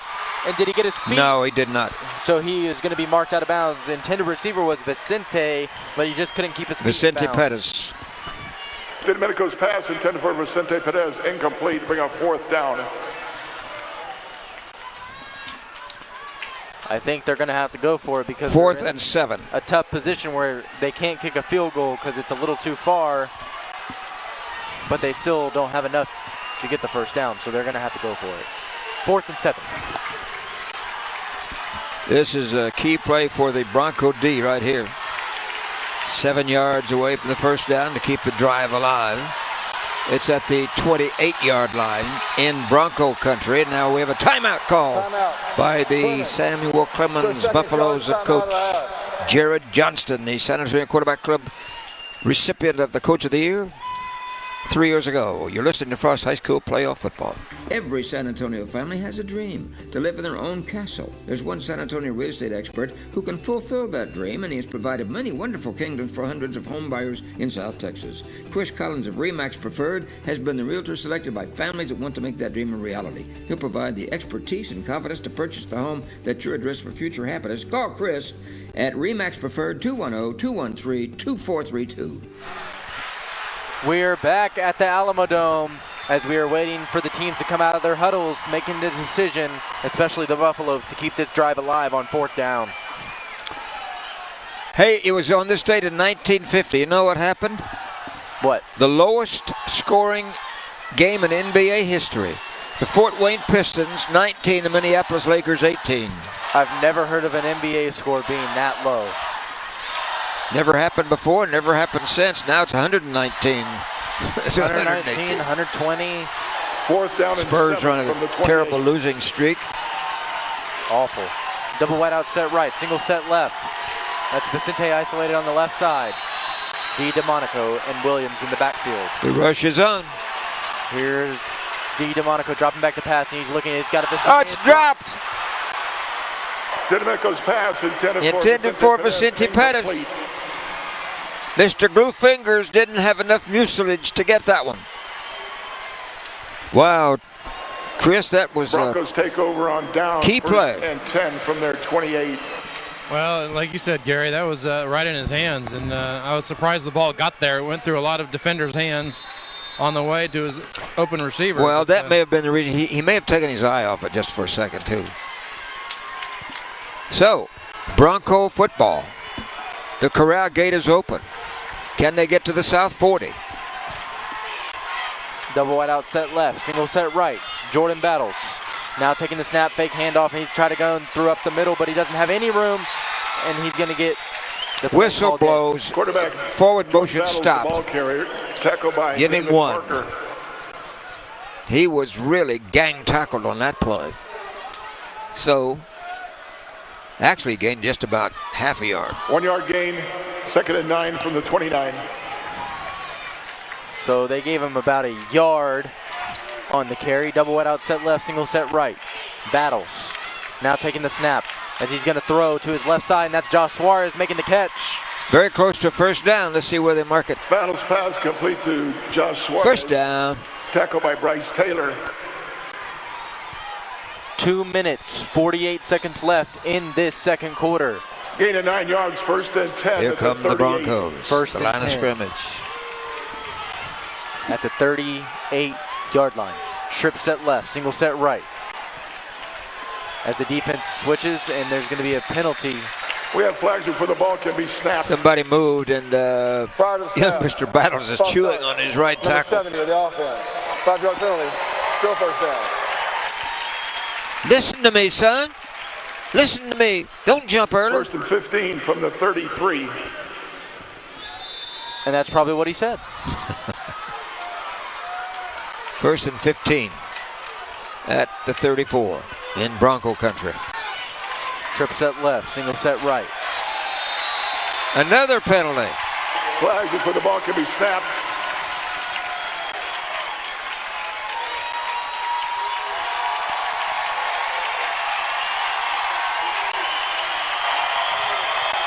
Fire the snap. False start. Number 70 on the offense. Yeah, 5-yard that penalty. may have been what happened, but it's another 5-yard walker, so it's 1st and 20. Now Look for 1st and Battles to 20 take to from the air. 28. Back to the 28. Trip set left.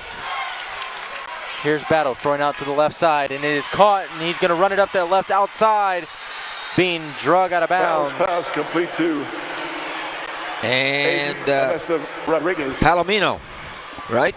Forced out of bounds by No, it was Joseph Belusic. Aiden Inesta. Yeah. Inesta Rodriguez. So he picked up 11 yards, though. Missed a pretty 2nd and 9 apparent from the face 39. mask play. Yeah, on that. I heard him. I saw him motion that they touched his face mask. It's 2nd and 9. Here's Battles throwing out to Rodriguez again. He's going to get up to the 44-yard line as he is hit hard Boy, is he Bounce ever. pass complete to Aiden Ernesto And making that Rodriguez, stop tackled by was Mason Chambers. Mason Chambers. That looked like a Sherman tank collision there. Boy. Gain of But he still got yardage on the play. Third and 4. From the 44. 1:37 to play. 21-14 in the second. There is Trip no set foul left. on the play. This is an important third down conversion with 1 minute, 28 seconds left in the second quarter. They're going to have to hurry to get this away. Still talking about it. Battles is talking with his running back. 20 seconds on the clock. Battles taking the snap as he's going to QB keep, looking for a hole, and he's going to try to get the first down. Did he get it? I think he did. Quarterback Jordan Battles. Close. They're going to move the chains. Tackled Yep, by he got Derek that by the Lewis. length of an ingrown toenail. So that'll set him up for 1st and 10. Timeout taken by the Broncos, and that was first down number 8. And we have a timeout on the field below the floor of the Alamo Dome. You're listening to Frost High School Football. Home means a lot of things to a lot of people. It's a place where you can kick off your shoes or even kick it up a notch. As the #1 mortgage lender in Texas for credit unions, you can trust RBFCU when buying your new home. We'll be there for you every step of the way. So whether it's buying your first home or financing your forever home, you can count on us to make your dream come true. To apply online and for complete details, visit rbfcu.org. Some restrictions may apply. Loan subject to credit approval. RBFCU is an equal housing lender. We're back at the Alamo Dome as we are experiencing a one-of-a-kind game with speed that we have never seen before on both sides of the ball. 1st and 10 Broncos. And the Brandeis Broncos, 48. 1st and 10. As Jordan Battles comes out to take the wheel once again from the timeout. Going to the West Coast style offense now. Spread offense. Double wide out set left, single set right. Here's Battles taking the snap as he's going to fake handoff, make a juke, and he's going to get through 2 defensive players. Stiff arms 1, he gets 4 yards. Quarterback Jordan Battles, the ball carrier. And making brought the down stop by Joseph Balusic. was Basilio Pequeño.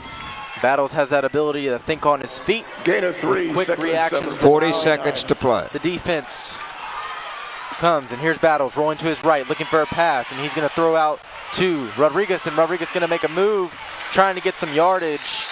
Battles pass. Close to a first down. Aiden Ernesto Rodriguez. In the secondary, making the stop for the Buffaloes is Derek Lewis, who's been a thorn in the garden. By Derek Lewis. The chains move once again with 32 seconds left in the second quarter. They'd like to get close enough for a field goal, but they got to go about 25 yards to get that.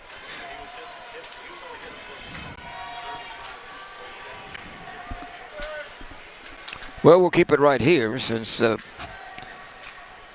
we have a timeout just before halftime, 32 seconds left. Hey, back in 1986, Mike Tyson became the youngest heavyweight boxing champion in history at 20 years and 4 months. First down for and the Broncos. he never grew up, did he? 42 of the He was young when he got the crown, and he was still young in mind later on. Yes, he was.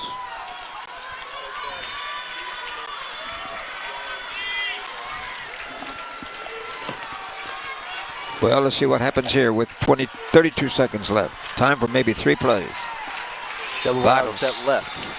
Single set right. That's Rodriguez. Here's Battles looking to throw. And he's going to throw, and it's going to be caught for a first down. That's Josh Suarez on the reception. Battles pass complete as it moves the chains once again. Making the stop in the right corner back position, Jeremiah Postel Ellis, saving even longer yardage, and it's Trip set right. Here's Battles rolling to his right now, looking for a man. He's going to be pressured. He's going to throw out to Rodriguez. Rodriguez going to run it out of bounds. Battles pass complete to Aiden Ernesto 11 Rodriguez. seconds to go. Are they close enough for a field goal try here?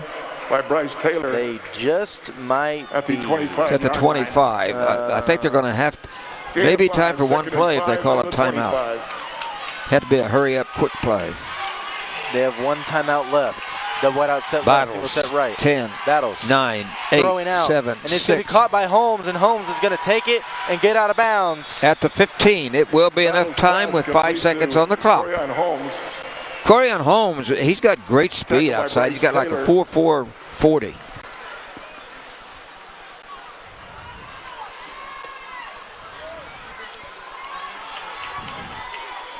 Hey, this is a big day in politics. We hear about politics all the time. As on this date in 2005, Angela Merkel was elected Chancellor of Germany, and Deutschland has never recovered.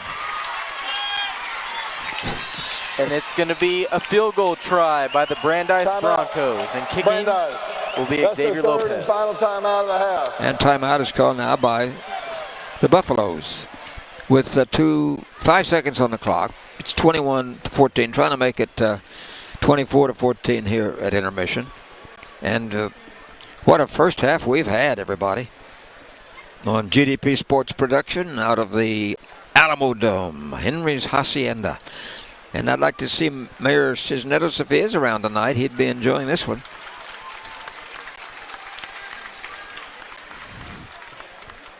I sat with the mayor and Mrs. Cisneros that very first night at the 1993 Alamo Bowl, Iowa and California.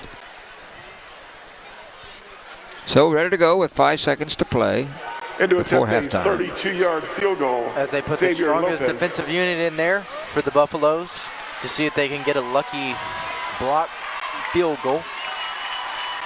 It'll be Xavier Lopez to kick the PAT. Holder is Tyler Lopez. Clemens. That is again, third and trying final to timeout. freeze him a little bit. So Tyler Lopez is the holder. And he'll be holding for Xavier Lopez. I just wonder if they are brothers. I bet you they are. They probably practice that in the backyard many, many days. Hey, brother, I'll hold, you kick. No, brother, I'll kick, you hold. Over the years, you are pretty familiar with the kicking aspect of the ball game. I am. And now you gave up football, and now you're on the soccer team at Alamo Heights. Yes, I am. And you had a scrimmage today, right? No, I didn't have a scrimmage today.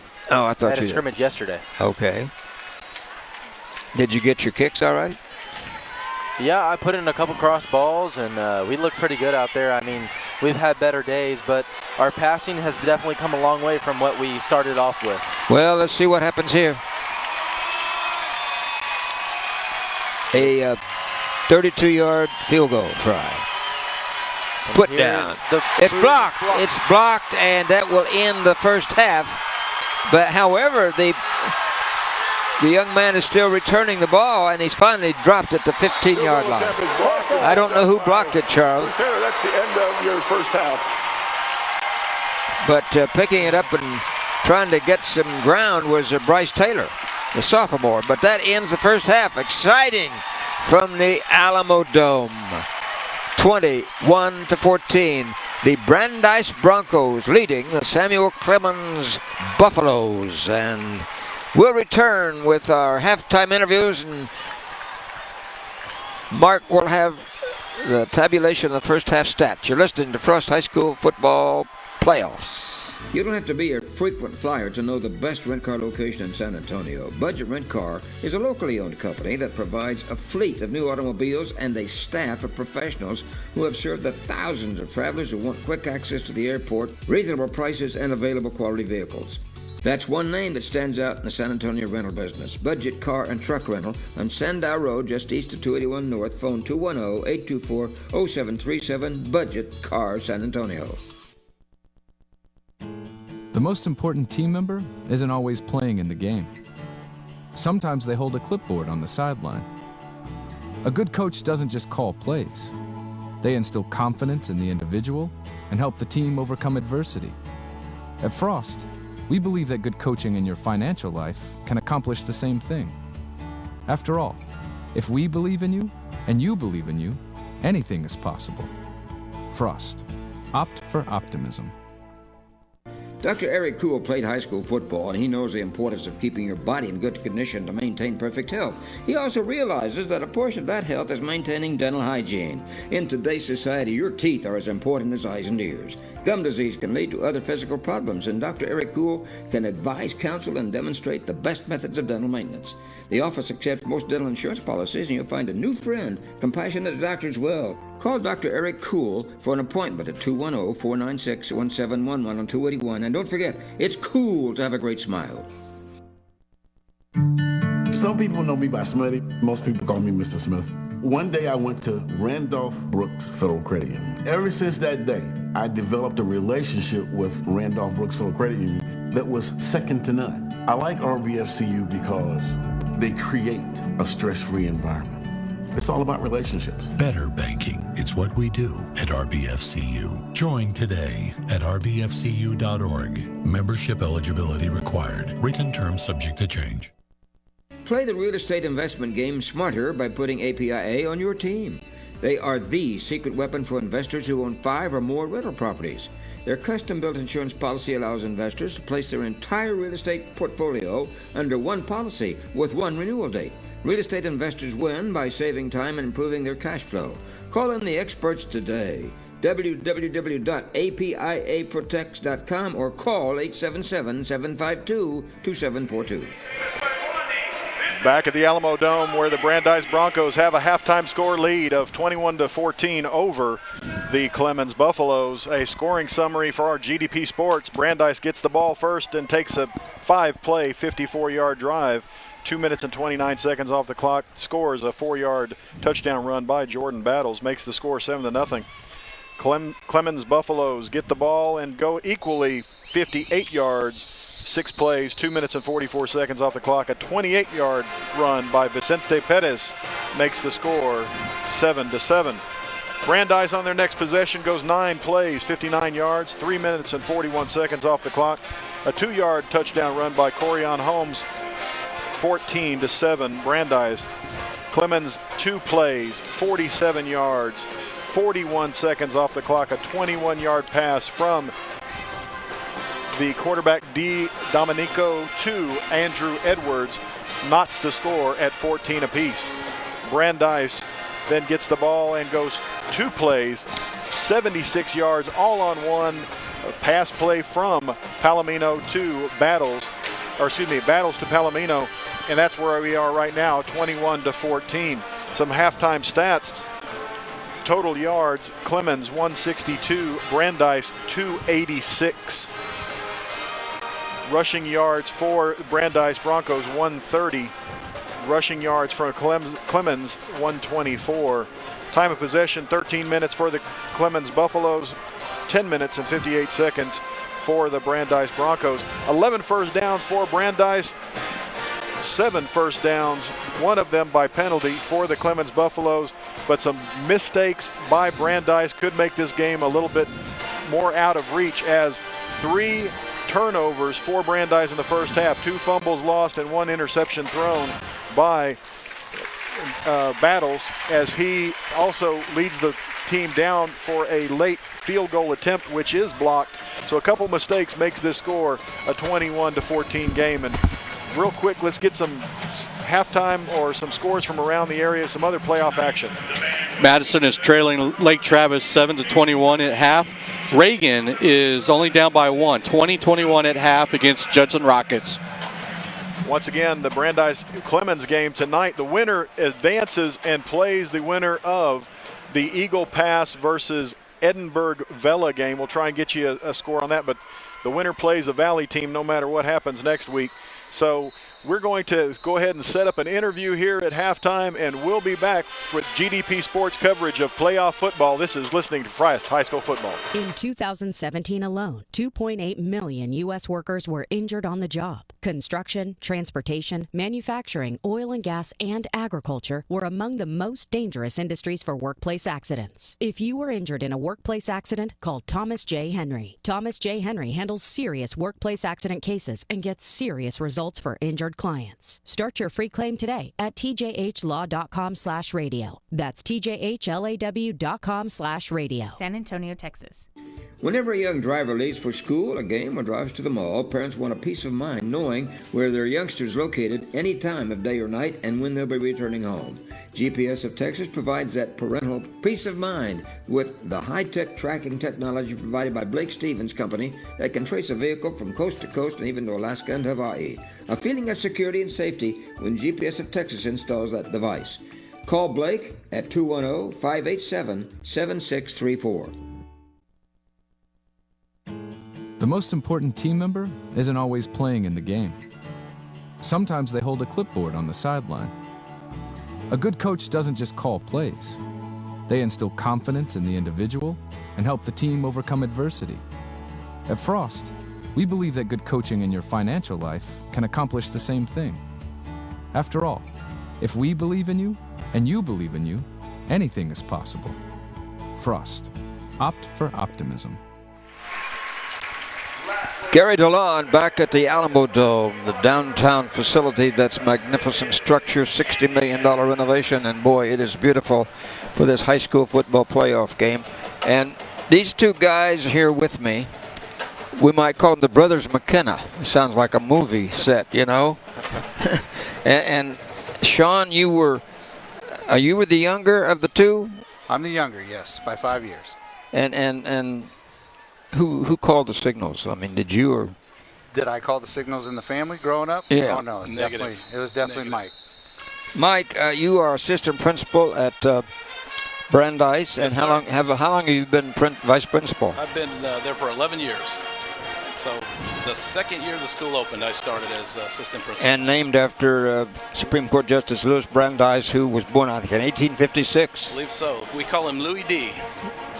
Louis D. Brandeis. And that is the continuation of the tradition of naming all high schools. Yes, sir. Every Northside high school is named after a Supreme Court justice. Yep. And how many high schools are there now? There are 11, and we just broke ground yesterday on a 12th. Now, I was talking to David, Coach Branscombe, a couple of weeks ago. Well, actually longer than that, but we were talking about the future district setup for next year, that possibly there might be a couple of teams going into 27 6A, is that right? There's a rumor that there might be some movement in that direction. And Brandeis might be one of them. We may be. Yeah. Well, I didn't introduce him as I have to give him total respect. Lieutenant Colonel Sean McKenna. Colonel McKenna. Colonel. Oh, well, you made the bird. I made the bird, yes, sir. Wow. Well, you outranked me by quite a few designations. But he is the kind of a public affairs officer for Randolph Air Force Base. And I've had a lot of great friends out there for many, many years. Doug Brown was out there for many years ago in the Taj Mahal. Yes, sir. Is that where your office is? Mine is just a couple buildings over. Okay. The military is getting a lot of bad rap by some members of our political spectrum. And, that irritates me, Sean, when that happens. This country was built on strength, on military prowess, and on loyalty. And I think some of that has disappeared in our society today. Well, I'll tell you what, the military is strong. The Air Force in particular, we're getting amazing young people to come in and strengthen us. Around the world still, 300,000 in the Air Force and about 35,000 a year come through Lackland Air Force Base willing to put their life on the line for our United States of America. Well, you guys, being a military family, you went to, smaller schools overseas, and then you came back to San Antonio. That's right. We had the chance to travel the world as a family, and always had the good fortune of coming back to San Antonio and attending Holmes High School, all four brothers. Now, when you came back, you'd played football on a lot smaller scale than when you went to the Holmes Huskies, because they had some darn good teams back in the 80s. We played on most of the really good teams in the early 80s, mid 80s. But I had a break where my father was stationed in England, and I went and played for the Alconbury Dragons, a very small high school. Oh, you don't say. That's right, that's right. And so I was looking forward to coming back here to the big-time San Antonio football scene. So when you played for Coach Molesky, is that right? We all did, yes, sir. How many McKennas are there? There are 4 McKenna boys. 3 of us were kickers in the 80s. Is that Coach right? Molesky. Yep. And of course, prior to you was there another kicker named Jimmy Hawkins. There was a kicker named Jimmy Hawkins at the same time as I was there. Really? You were there at the same time? Jimmy kicked in front of me, and as a new soccer-style kicker, I followed behind him. But he was a straight-on kicker who was as accurate as can be. We were talking before the game. I was doing a game, Holmes and Jay, and the clock went out at Gus Stadium, and Greg Simmons was doing one of my color analyst jobs, and he was having to keep time on the field. He would say 18, 17, you know. I was on the sideline, and I remember that game very, very well. And didn't Jimmy hit the winning field goal? He did, with 6 seconds off the clock.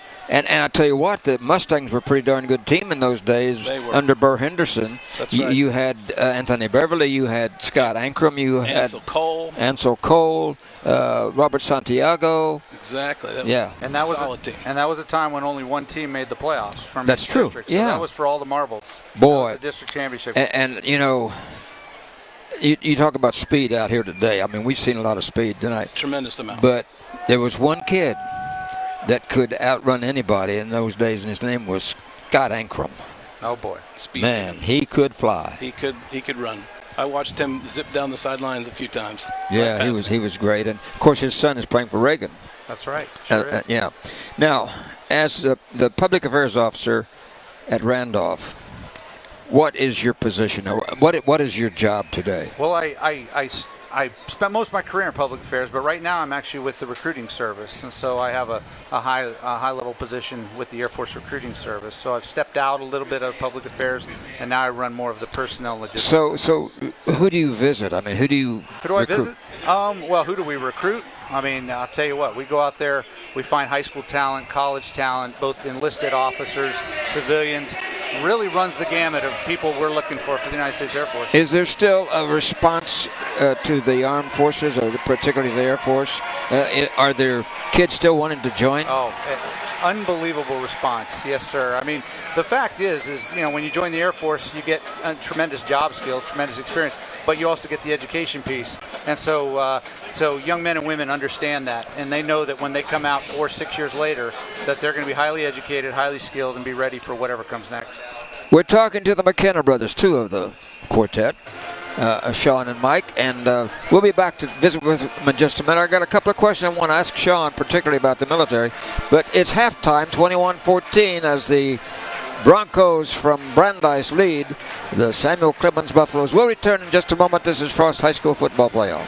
In 2003, while playing in a football game for San Marcos Academy, Chris Canales, already offered a college scholarship, was involved in a tackle that transformed his life forever. He suffered a spinal cord injury and was left physically paralyzed, but Chris didn't allow the debilitating injury to affect his involvement with football. Since that time, Chris and Eddie have formed Gridiron Heroes, and now they have the support of many of the college coaches around the country, an organization helping players and families recover from catastrophic injuries. Gridiron Heroes. You can contact them at www.gridironheroes.org or call 210-849-9250. Coming home means a lot of things to a lot of people. It's a place where you can kick off your shoes or even kick it up a notch. As the #1 mortgage lender in Texas for credit unions, you can trust RBFCU when buying your new home. We'll be there for you every step of the way. So whether it's buying your first home or financing your forever home, you can count on us to make your dream come true. To apply online and for complete details, visit rbfcu.org. Some restrictions may apply. Loan subject to credit approval. RBFCU is an equal housing lender. Going back into history, which I love to do because I love history and I love the stories that made this country so great. It was on this date in 1990, the Iron Lady announced that she was resigning. And you were familiar with her because I'm sure you knew Margaret Thatcher's tenure in Great Britain. Was living in England when she was Prime Minister. She was dynamite. She was a wonderful lady. Yeah. And the movie didn't do her justice. I thought it was pretty bad movie. I tell you what, guys, Midway is a great movie. And also Ford versus Ferrari. I've heard. Oh, tremendous movies. Haven't seen either one, but plan to see both. Yeah. Okay. So we see. Can I get political here for a minute? I mean, You're asking the questions, Gary. All right. Sure. We see. Can I say something? Can I use this word on there? This crapola that we're undergoing in Washington. It just makes me sick. And I was in the 3rd Armored Division. My only claim to fame, though, was that Elvis Presley replaced my unit at Fort Hood. You know. Is that right? Thank you very much. Thank you very much. That's right. But You know, I believe Stan Lang, our athletic director, was also in the Armory at Fort Hood. was he at Tank Fort Division, Hood? Yes. Yeah. Well, Elvis, I got to meet him twice. He was a great guy, and great stories that I have to tell you sometime about him. But also, when we see overseas, do we still have the same aura? Do we still have the same respect over there that we've had the last century? Well, I've been fortunate to be overseas quite a bit of my career, Middle East, Europe, and I will tell you the military has a strong presence. What great relationships we've established, and really that's the overseas presence that that other countries see is the U.S. military, and it's a highly professional force, and so I think the reputation of the United States is very strong in those in all regions, to be honest. Where do you think we're going with this Hong Kong thing and with all the turmoil in China? And you know, no matter where you look in the world, it seems that we're in turmoil. Well, I'll tell you what, it's never ending, right? I mean, it's one pocket of the world, and then it's another pocket of the world, and 10 years from now, it'll be somewhere else. And so, you know, you just hope that eventually it stops, but the United States is always there to try to manage other countries through crisis, and we're doing that now in the Pacific region. Do you here? I don't try to get political as far as espousing my particular opinion, but looking at next year, it seems that President Trump is really pro-military. Does the military seemingly support him for re-election, or do you know? Well, you know, the military is very unique in the fact that you don't get political. We don't get political. We serve the commander-in-chief, and so whoever that is elected, we're gonna serve the commander-in-chief. And so President Trump is our commander-in-chief, and so we are going to support that, and then let the elections, the people decide who should be the right fit. Well, it's rather ironic that it was on this date in 1990, President George Herbert Walker Bush and Barbara, plus some congressional leaders, they had Thanksgiving dinner with American troops in Saudi Arabia. Sure. And, you know, the Bushes were very pro-military. Very strong. I don't think Mr. Obama was, but they were. Well, they had strong service. Yes. Absolutely. Strong family service. And we want to thank both of you guys for serving and being a former kicker at Montana, in Missoula, where you had to go through some pretty harsh winters. It was tough up there. September, it was already snowing. Yeah, it was. It's always tough in Montana, but it's a beautiful state. Go Grizz. Sean, it's good to see you. You guys, you know, you bring back memories to me because I love doing those games and with Holmes and the Cash Kids and Wilbur Odom. And that's right. That was my team. And what memories you provided to us, calling our games. Our family could listen to you if they weren't able to attend the game, and I just am tickled that we get a chance to talk to you. Well, thank you guys. And we really by the way, this is perhaps one of the saddest days of my career. It was on this date in 1963 when JFK was, and these are a couple of albums that I have. I'm going to send you guys a couple of them. One of them is about Jack Ruby, the other is about the assassination itself, called The Fateful Hours. It was on this date 56 years ago that it happened in Big D. So thanks for everything you've done, Sean, and Mike, you too. Thank you, Gary. Appreciate doing this game. And who knows if I'd like to follow whichever team should win. I just love high school football. My passion. I know who Mike's rooting for. Go Broncos. Well, with your 2,800 students, you've had a great turnout here tonight. It's been a fantastic year. Yeah. So congratulations, Mike, and boy, you've got a great coach over there in David, and so does Clemens. But Sean, thank you very much too. Thank you, Gary. And you know, I'm glad I don't have to report anytime soon. I'll tell you what, you did your time, and we appreciate your service. Thank you, buddy. I appreciate it. Sean and Mike McKenna, Colonel McKenna and Vice Principal McKenna. These are part of the McKenna family here in San Antonio. We'll be back. It's halftime, 21-14, the Broncos and the Buffs. I'm Gary DeLon, returning in just a few moments. In 1970, Ford began as a small printing company with 3 employees and a hope for the future. Today, Eagle Print has soared into the business community with 30 employees and the most efficient high-tech and graphic equipment in San Antonio. Maybe you need to print up a business plan for your next venture, or you might need a new marketing brochure for a top client. Ray's been involved with planning and designing such things for many, many years. His business cards are true marquees for business, professional, and personal use. That's Eagle Print, located at 8938 Broadway, north of Loop 410. Call 822-1908. According to the National Highway Traffic Safety Administration, motorcyclists are 26 times more likely to die in a crash compared to other motorists. Motorcycle accidents can cause severe injuries from road rash and broken bones to spinal injuries, brain injuries, and death. If you or a loved one were injured in a motorcycle crash, call Thomas J. Henry. Thomas J. Henry handles serious motorcycle accidents and gets serious results for injured clients. Start your free claim today at tjhlaw.com/radio. San Antonio, Texas. Football has a long list of decorated heroes, yet it's the heroes that we encounter every day off the field that often make the greatest impact on our lives. For more than 75 years, BCFS has been a beacon of hope for children, families, and communities throughout Texas and around the world. Whether it's on the front lines of disaster response, providing medical care and shelter to survivors of hurricanes, tornadoes, tsunamis, or other emergencies. BCFS, a global system of health and human service nonprofits, making a profound difference in the lives of millions around the world.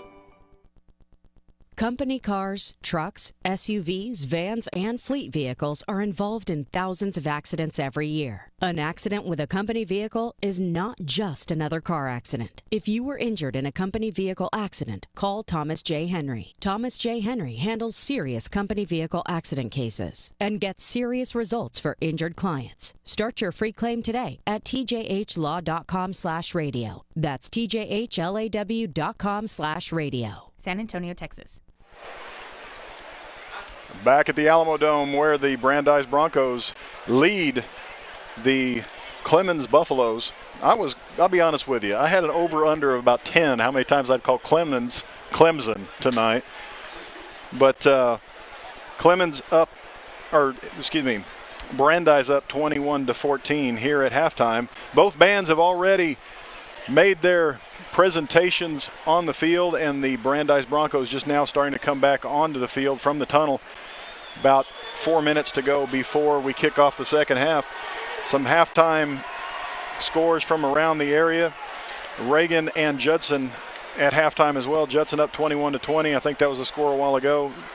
Late second quarter before halftime, Lake Travis 21, Madison 7. Austin Westlake is beating Brennan 21-0. And down in Corpus Christi, the Falls City Beavers, ranked number 4 in the 2A Division II state rankings, 34-7 over Chilton. So halftime stats aside, Gary, I think halftime stats aside, you got to look at the fact that Brandeis is ahead, but it could be bigger. They're shooting themselves in the foot with fumbles and interceptions and mistakes, and a blocked punt on top, or a blocked extra or field goal on top of that. 1942 in this state, the Battle of Stalingrad began, and in 1943, a Cairo meeting took place between FDR, Churchill, and Chiang Kai-shek on how to defeat Japan. This is kind of an ironic stat. In 1985 on this date, more than 38,000 immigrants took the oath of office to become U.S. citizens at the same time. And now that happens every day along the border. Unofficially. So, Gary, so many years ago on November 22nd, you were a busy, busy man. What were you doing about this time of night? I was at the police department, making reports every 10 or 15 minutes. And it was a sorrowful day in Dallas. And I'll never forget. The fact is that about this time on 22nd of November of 1963, Jack Ruby was bringing me sandwiches to the police department. Had you talked to Jim Lavelle at this point, or was he interviewing, or what was he doing? Well, no, he was pretty much out of the police department. He was on the scene, and of course he was also investigating. He was a chief investigator in the shooting of J.D. Tippit. Yep. in Oak Cliff.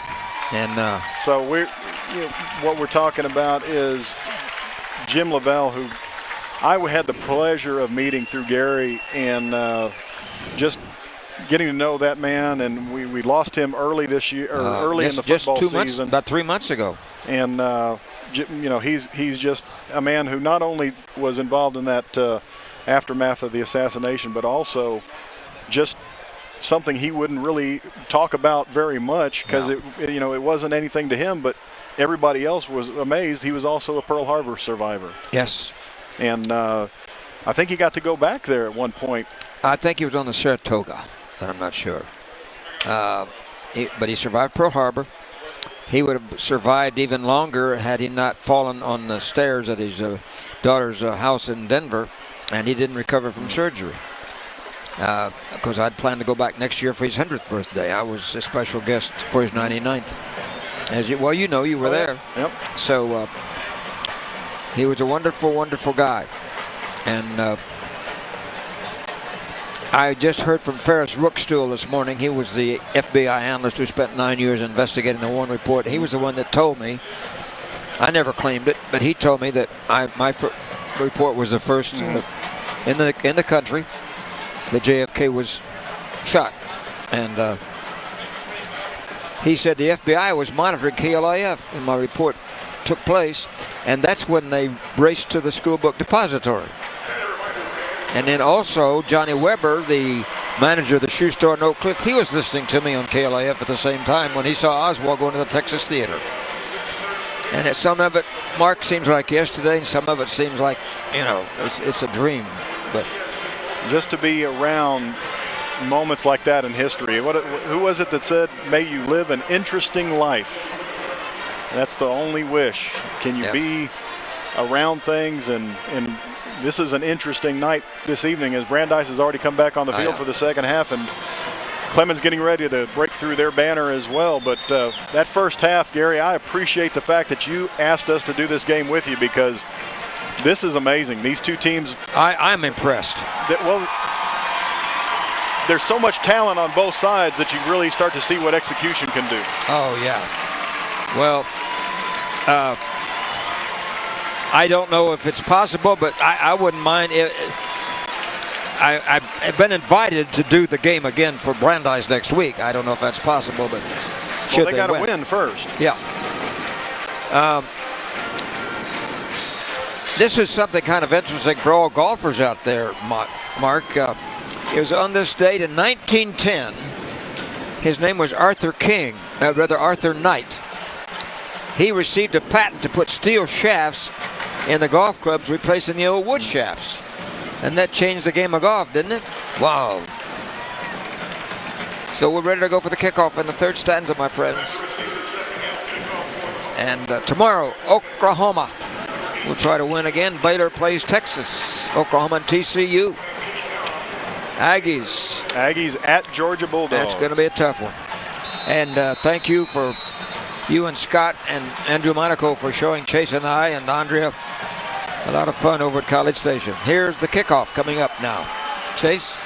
Xavier Lopez to boot it off, and here's the boot, and it's going to be a high pooch kick going to about the 35-yard line. Same over and over and over again on the kicks. Consistent, and I like that. If you're a consistent kicker, you're valuable to the team.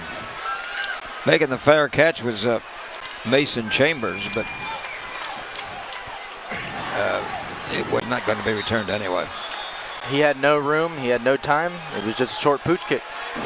Here come the Buffaloes. 1st and 10. Max DiDomenico. Double wide out set right, single set left. DiDomenico putting the man in motion. That's Vicente. Vicente coming across, taking the ball, and he's going to come on the left side. 40. He's to the 45 and knocked out of bounds. Picks up 20 yards. Actually, it's going to go to the 49. 15. 14 yards. Boy, he's got some great speed, and he's got some wheels, as they say. So it'll be 1st and 10 once again, as the Buffaloes are going to come out strong after the locker room pep talk by the coach. And Vicente is a little guy, but he's got a lot of speed. Double wide out set right, single set left. Here's DeMonico dropping back the pass. Now rolling to his right, getting pressured. He's going to keep running. He's going to tuck it, and he's going to run straight out of bounds. He picks up another 7. Oh, I think they're going to give him more than that. Yeah, they are. They're going to give him 9. He was directing traffic, telling the blocker where he should go next. And it worked, boy. They're coming out with spark in the plugs at the 42-yard line in Bronco country. 18 yards in the far side of the field. Single set right, single set left. Here's DeMonico handing it off to Williams. Williams looking for a hole. He's going to dodge one player, but gets brought down for only a gain of 1. But it's going to move the chains. Yeah, making the stop on that play was Jace Zapata. Another first down. And how many is that, Mark? 9 first downs. It's at the 41 in Bronco country. Thigpen comes out wide right.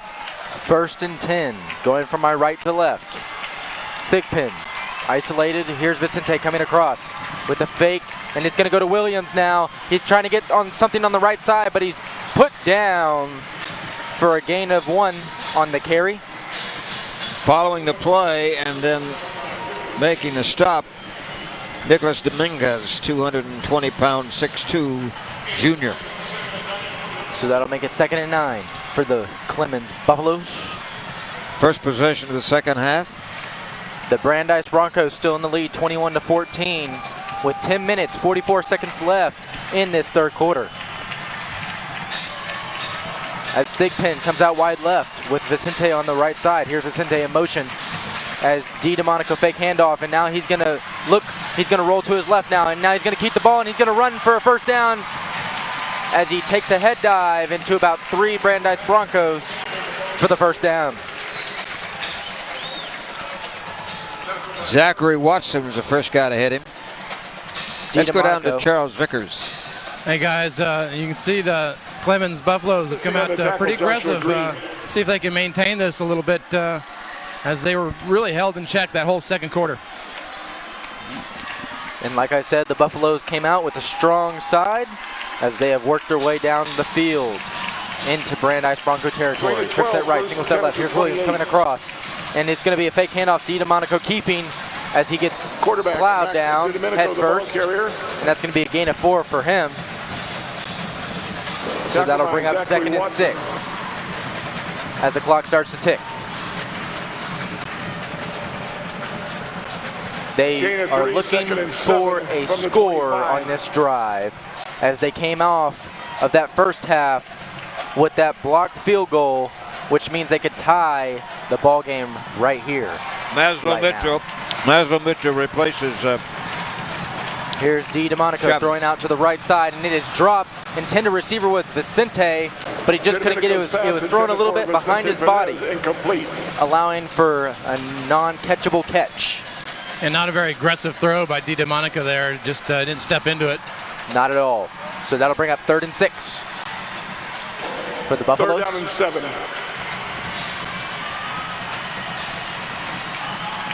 As they await the play call. The Brandeis Broncos have to execute on defense here, and it would be significant. Trip set left, single set right. Here's DeMonico rolling to his left now, looking for a receiver, and he's going to throw upfield, and it's going to be almost intercepted, but it is deflected, an incomplete pass. And making that incomplete. Preston Davis. Was it Preston Davis on the defensive? 4th down. Yep. I thought it was Austin Garcia, but I may have read that number wrong. I'm sorry, Preston Dang. Well, he threw that into a sea, really, of orange jerseys. He only had 2 of his players over there, and just a really crowded, not a very wise play. So that'll make it 4th and 6 now.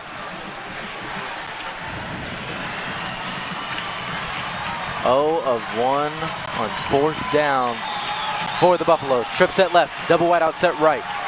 Here's DeMonico. Timeout.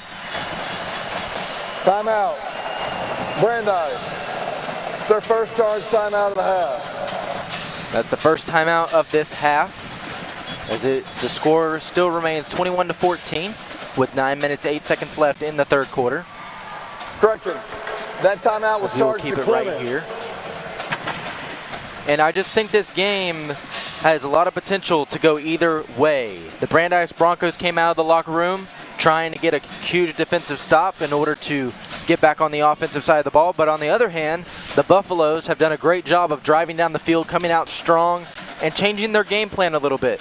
They've gone to a little more QB keeping down the middle instead of trying to go for the outside runs with Williams. And they definitely have that potential to throw the ball into tight holes and receivers that are open at some times, but the Brandeis Broncos are doing a great job of keeping them held down. Ben, before the game, we talked with Coach Johnson about his family. Of course, his wife is Stacy, his children Jake, Mackenzie, and Brody, and granddaughter Hadley Ann Kosmerick, who's only 5 months old. Time is back in. So the Buffaloes will come back onto the field after talking it over in the huddle. And they're going to go into this 5-man formation on the left side. Here's Domenico looking for a receiver to pass through, and he's going to throw into the end zone. It's just going to be overthrown. He had the man, and the intended receiver was number 4, Andrew Edwards, but he just couldn't get to that. And I would call that a non-catchable ball. Yeah, Chase, I agree with you. It's just one of those things where he's rolling to his left, and as a right-handed quarterback, you tend to sail the ball a little bit, and he did exactly that. He threw it out of bounds. The ball will go over on down to the Broncos. Beautifully thrown ball, but just too far. Definitely a beautiful thrown ball, but I agree with you, Charles. When you have to throw across your body, it makes it difficult for you. So it'll be the Brandeis Broncos ball now. Jordan Battles at the command controls. Double wide out set left. Single set right. 1st and 10 going from my left to right now. 9 minutes, 2 seconds left in the third quarter. Here's Battles taking the snap as he's going to QB keep. He's going to go over to the left side now, picking up a gain, and he's still on his feet as he chugs and moves quarterback for a gain of Jordan 7. Battles, the ball carrier. Jordan Battles coming up strong on the run. Jeremiah he was following the big hip and Jackson Macias of Angel Lopez. 275 pounds. No wonder he gained that ground. Huh? From the 32. So it'll be the double wide out set right, single set left. Here's Battles as he looks over to change the play now from the bench. The Buffaloes look like they're applying pressure for maybe a possible blitz. Now backing off. Here's Battles handing it off to Holmes, and Holmes is going to get through the middle. And did he get the first down, or is he going to come up a little bit short? He's short. The ball carrier. Inches short. No, the chains are going to move. No, looked like he was stopped, but they say no. So it'll be 1st and 10 3 yards for on the the play. Brandeis First down, Broncos 1st and 10 as they keep the drive alive. Basilio Pequeño made the stop. So it'll be double wide out set left. On that wide left is Palomino. Here's Battles taking the snap. Now keeping, looking for a hole, and he's got the hole. And that was a great play call as he pushes his own man down, and he's going to gain a couple more yards. Quarterback Jordan Battles. 40-yard line. Buffalo territory. Tackle by Mason Chambers. 24-yard gain. 25-yard gain, 1st and 10. The 40-yard That was a great hesitation play by Battles. Yeah. Double wide out set left. 1st and 10. Now looking over to the play call bench. Going from my left to right. 11 seconds on the play clock. 8, 7, 6, 5, 4, 3, 2. And Battles gets it off, and he's going to hand it off to Holmes. Holmes is going to try to find a hole, and he's going to get through and gain a 4 on the carry.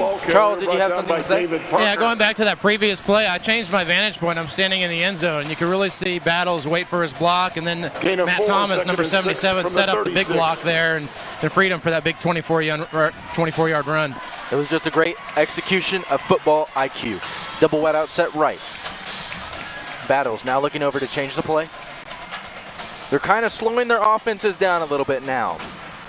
They came out in the first half going strong with quick hurry-up offenses, and now both teams are kind of slowing down and setting their feet. Here's Battles throwing out to the right side. It is caught by Josh Suarez. Suarez making a move, and he's going to get up and down to about the 29-yard line. Tackled by Bryce Taylor. First pass of the drive for the Brandeis Broncos. Gain of 7 from Battles 10 at the to 29. Suarez.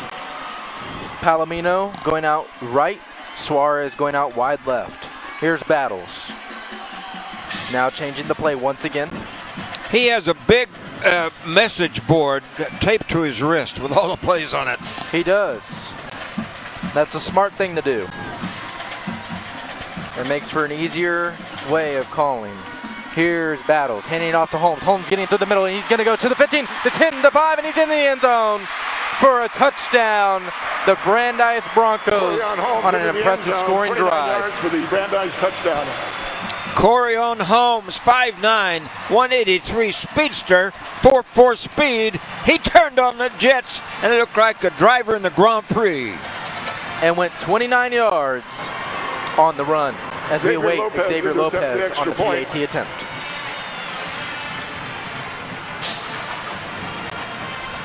Xavier Lopez now kicking it, and it is up high, far, and good, making it 28-14. The Brandeis Broncos are in the lead with 5 minutes, 36 seconds left in the third quarter. You're listening to Frost Playoff Football. The most important team member isn't always playing in the game. Sometimes they hold a clipboard on the sideline. A good coach doesn't just call plays. They instill confidence in the individual and help the team overcome adversity. At Frost, we believe that good coaching in your financial life can accomplish the same thing. After all, if we believe in you and you believe in you, anything is possible. Frost. Opt for optimism. Back at the Alamo Dome, where Brandeis has got the first score of the second half as they go 7 plays, 75 yards in 3 minutes and 36 seconds. 29-yard run by Corion Holmes makes the score. Brandeis 28, Clemens 14. So that'll bring up the kickoff by the Brandeis Broncos as we await the teams to come back onto the field.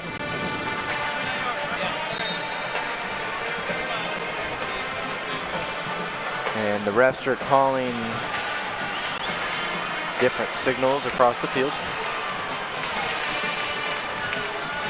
So back deep for the Buffaloes will be Thigpen, Andrew Edwards, number and 18, Edwards. Caleb Thigpen. Lots of speed in the backfield, but I think the Brandeis Broncos will go for that pooch kick that both teams have been favoring all game. Xavier Lopez will be kicking the ball with 5 minutes, 36 seconds left in the third quarter. And here's the boot by Xavier, and it's going to be a high pooch kick, and it's going to be caught and fielded, and they're going to call that one dead.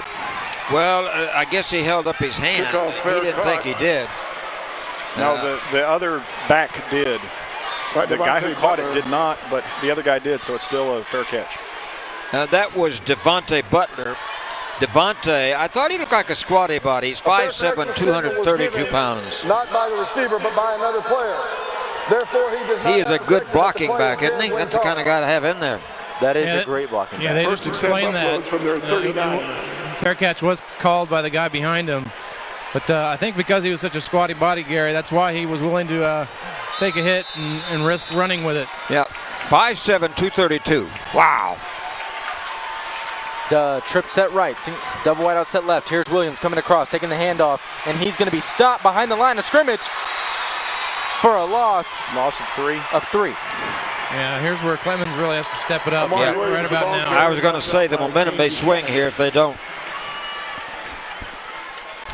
2 touchdown deficit right here. Loss of 3. The spirit seems to be dwindling a little bit in that Clemens offense. We'll see. Trip set left, double wide out set right. D. DeMonico.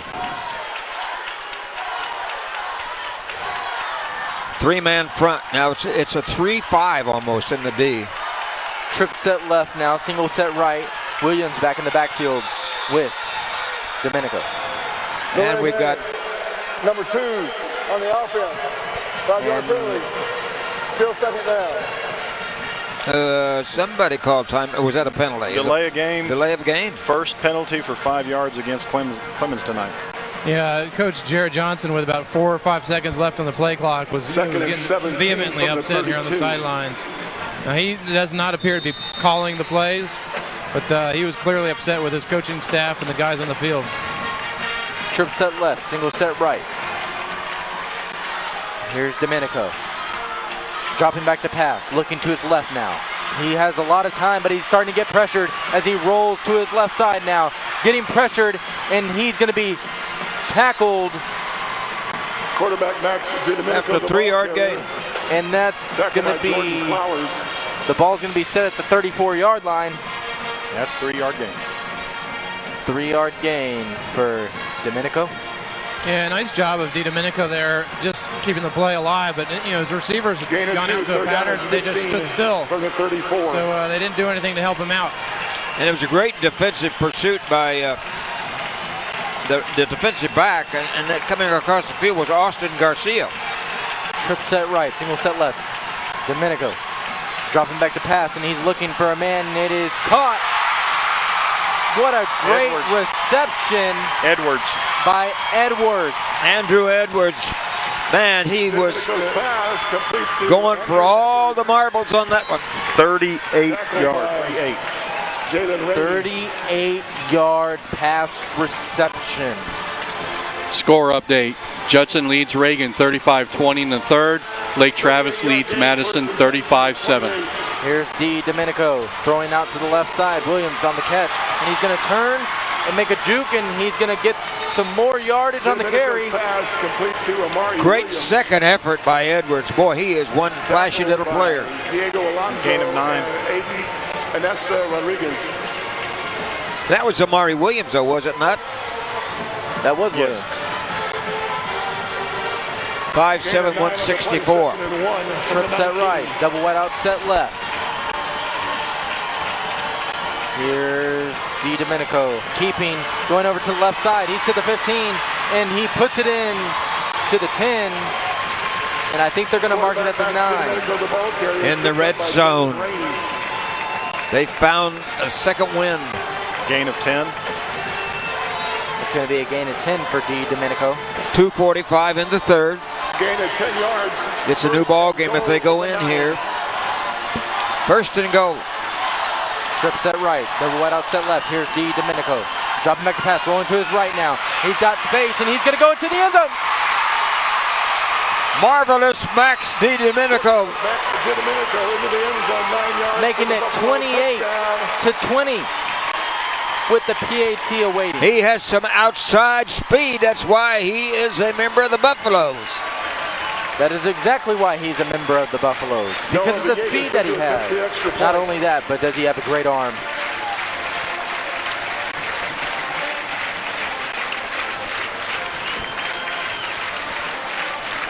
And here's the PAT attempt. And he puts it through the uprights. Making it 28-21. The Brandeis Broncos still in the lead. 2 minutes, 27 seconds left in the third quarter. You're listening to Frost Playoff Football. Dr. Eric Kuhl played high school football, and he knows the importance of keeping your body in good condition to maintain perfect health.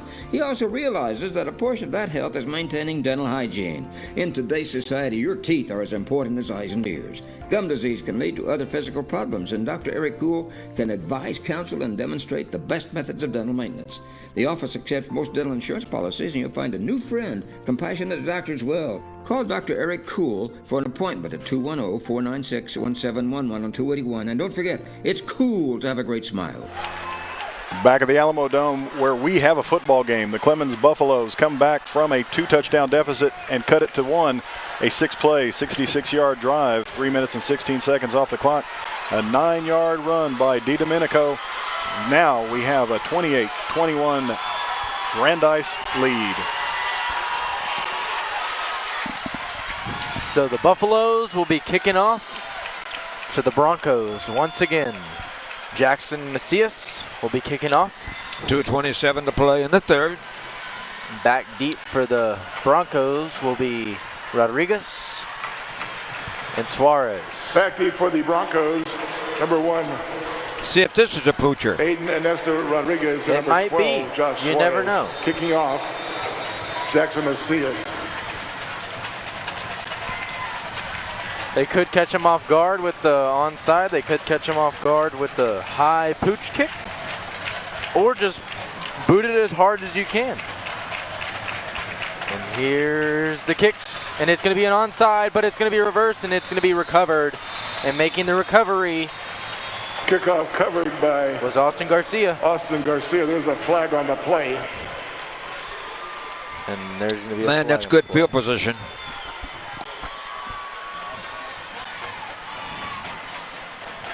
That's going to be declined. Oh, yeah. They'll decline. Because that's great field position for them. Offside on the kicking team. By rule, they've elected to take the ball 5 yards in advance of the succeeding spot, first down. So it'll be 1st and 10 for the Brandeis Broncos. 1st and 10 Broncos at the 48 of the Buffalo. In Buffalo territory. And the chains are kind of, there we go. 2 minutes, 25 seconds left in this third quarter. Double wide out set left, single set right. As we await for the ref to resume the play. Here's Battle stepping up. Now looking over to the bench to change the play. Almost trying to draw that Clemens defense off a little bit. Corion Holmes is the running back. Battles taking the snap. Now looking over to his left. It's Suarez. He had it. Incomplete. He zigged when he should have zagged. For Josh Suarez, incomplete. He just did one of those moves where he didn't catch the ball before he ran. He ran before he caught the ball, making him drop the ball. Did that make any sense at all, Gary? No. I don't think so. 2nd and 10.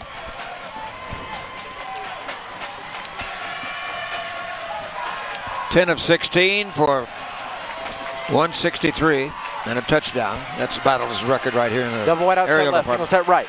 Here's Battles. Taking the snap, handing it off to Holmes. Holmes has nowhere to go. Only gaining about 2 on the carry. Bringing up 3rd and 8. Yeah, and at the bottom of that stack, Jackson Macias again.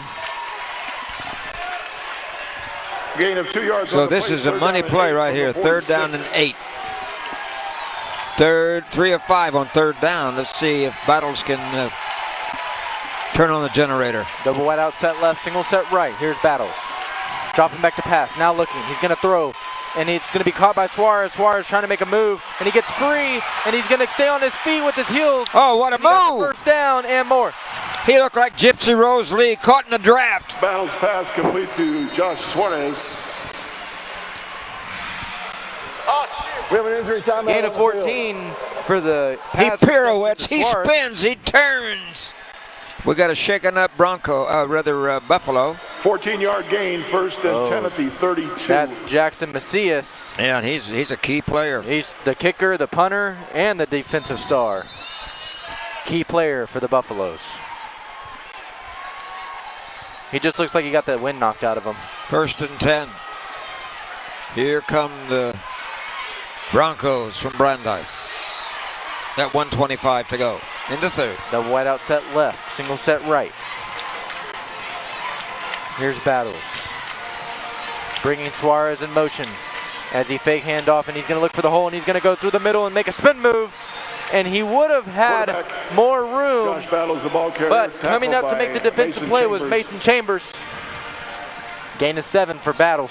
2nd and 3, ladies and gentlemen. You got 55 seconds left in the 3rd. 25. It's 28-21. Tension is building. Excitement is thrilling. Double wide out set both sides.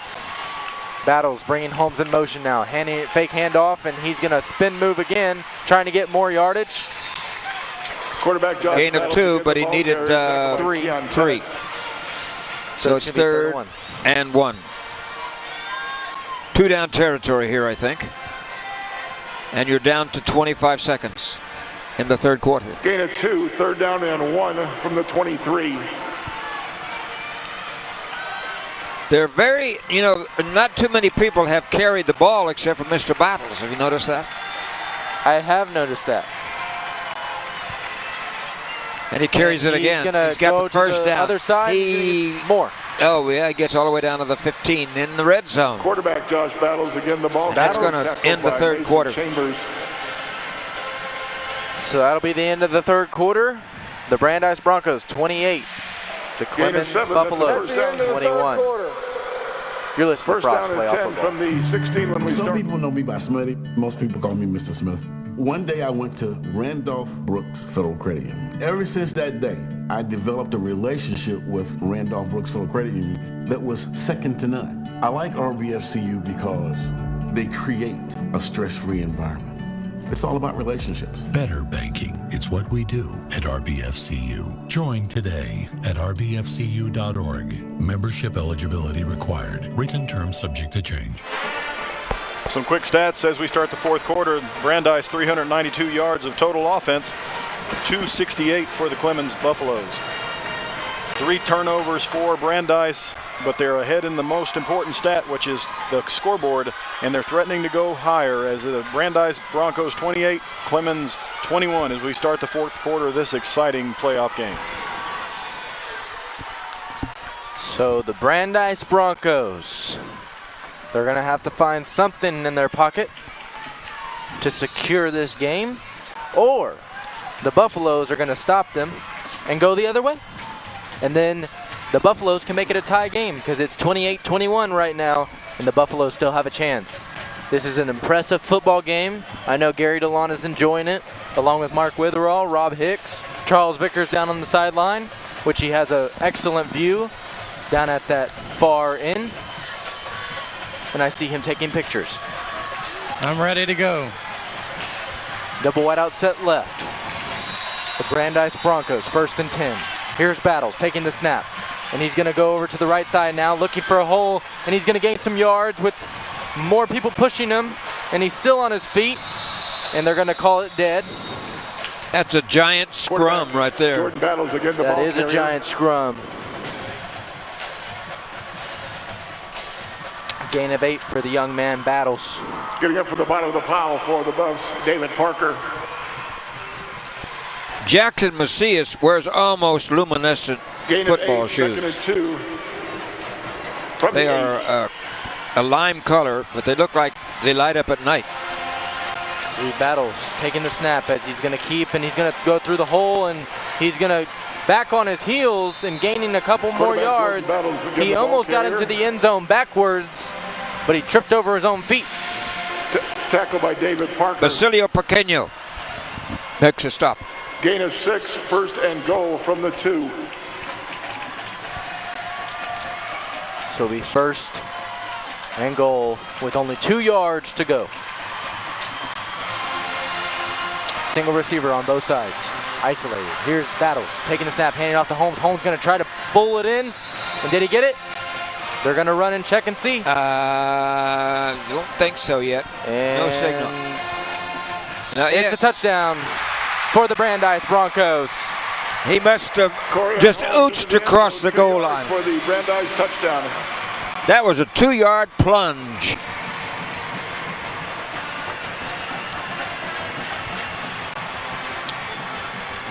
Charles is being overwhelmed by the crowd noise down there. Into the extra point. It is a noisy game. It's a lot noisier than we normally do have it, and I do have to keep my my ears turned up. It's because of the indoor acoustics. Xavier Lopez to put it through the uprights, making it 35-21.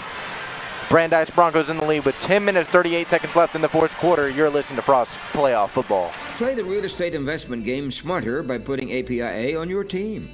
They are the secret weapon for investors who own 5 or more rental properties. Their custom-built insurance policy allows investors to place their entire real estate portfolio under one policy with one renewal date. Real estate investors win by saving time and improving their cash flow. Call in the experts today. www.apiaprotects.com or call 877-752-2742. Brandeis answers the score of Clemens by going a 9-play, 47-yard drive, 3 minutes and 34 seconds off the clock. 2-yard run by Corian Holmes makes the score 35-21. Brandeis Broncos over Clemens Buffaloes. That was a case where a short pooch kick, or onside kick, as the case may be, did not help the defense for the Buffaloes. Buffaloes, number 4, Andrew. Because there's only 52-yard field to travel. No, I'm not sure what the rationale behind that is. You know, week in and week out, we see that, and I don't see why they don't kick it deep.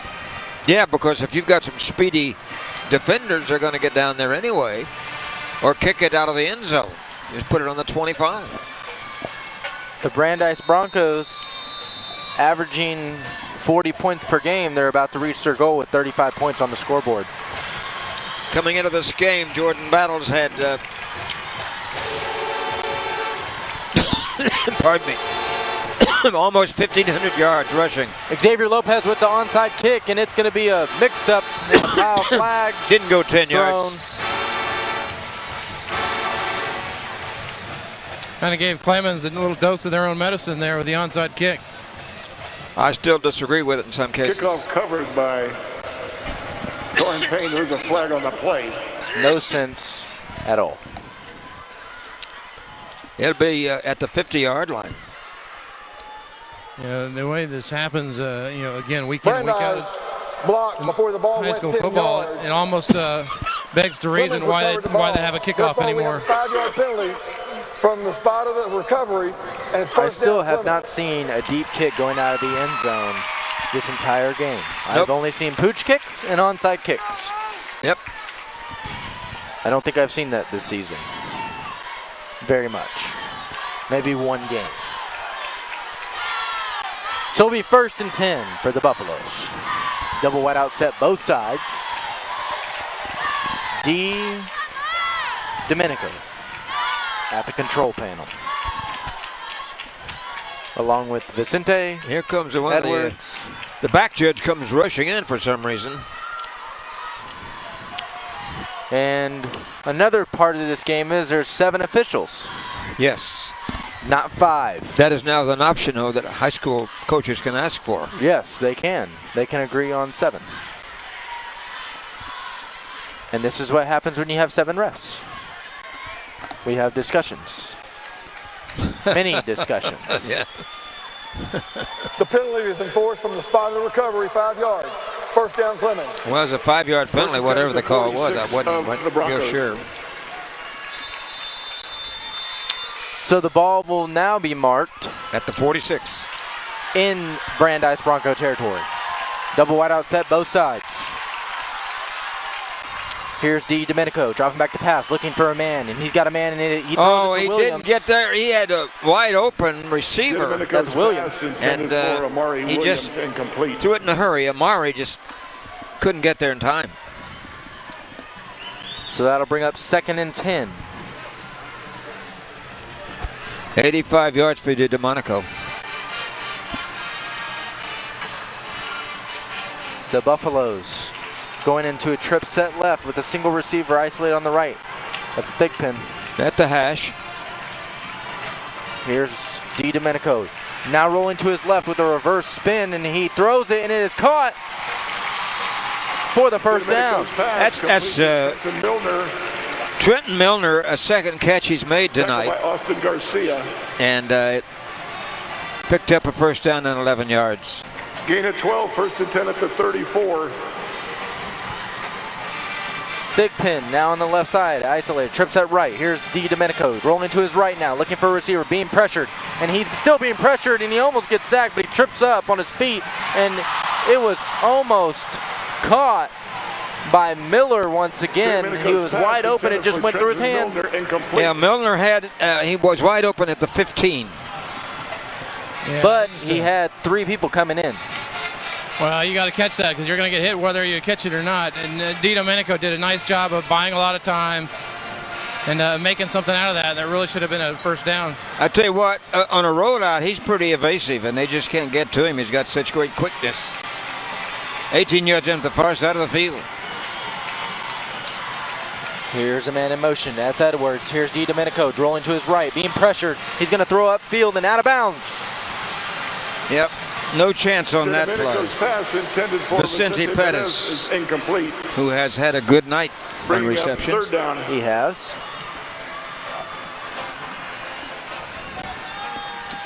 So, third down and 10. 1 of 6 on third down conversions. Yeah, they've had success throwing or looking to the middle of the field. Interested to see if he tries that here. Trip set right, double wide out set left. He hadn't had much luck with the drop back pass. He's dropping back now. He sets up a screen. Vicente on the reception. And staying at home. Now that's what a defensive coach loves. When the defensive back stays at home, and that was Kane Buchanan. Only 5'4" and 145 pounds. But he plays like Goliath. Gain of a yard. He's got a heart like a lion. From the 33. He's what they would term a little squirt. Trip set left, double wide out set right. 0 of 2 on fourth down. Fourth and 9. Here's D. Domenico dropping back to pass, looking, being pressured, now going. And he should have run with the ball. He should have ran, and he's going to throw it. It's going to be caught. Caught! What a catch! Big pin on the reception. He was Mandrake the magician because he was being hit. He spun just enough to release the ball. First down at the red zone 20. A gain of 13, first and 10 at the Sensational activities tonight. Trip set left, double wide out set right. Here's D. Domenico throwing, and it's gonna be tipped. That was risky. Right, in and out of the hands of the receiver. Andrew Edwards. And that was Edwards, the intended receiver. And it bounded high. Incomplete.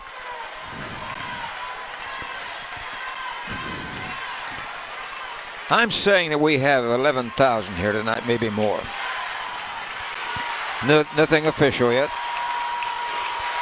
But it's been an exciting ball game. One of the finest playoff games you'll ever hope to see. Trip set left, double wide out set right. Here's D. Domenico. Dropping back to pass. He's looking now. And he's going to throw into the end zone. And it was almost caught. Intended receiver Williams. And if you see there's about 5 Brandeis Broncos surrounding one person. Yeah, they were really pulling the net tight. Well, ball's just thrown a tad late. He's got to wait for it, and he certainly could have caught it, and it would have been a touchdown. But that throw gave some time for the defenders to converge and break it up. 2 down territory anyway. It's 3rd and 10 at the 20.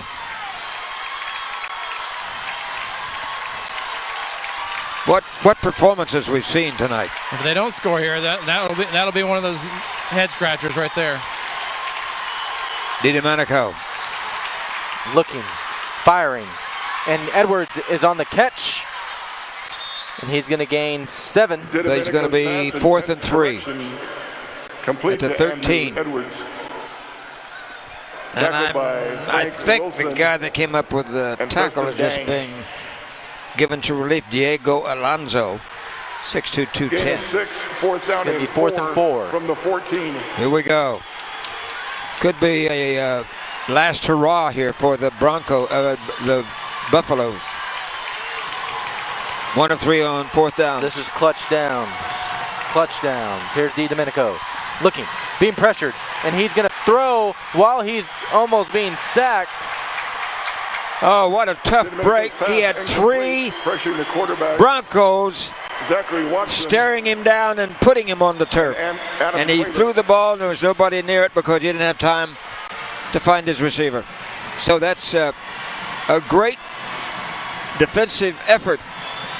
The ball will go over on downs to Brandeis, 1st and 10 at their 14.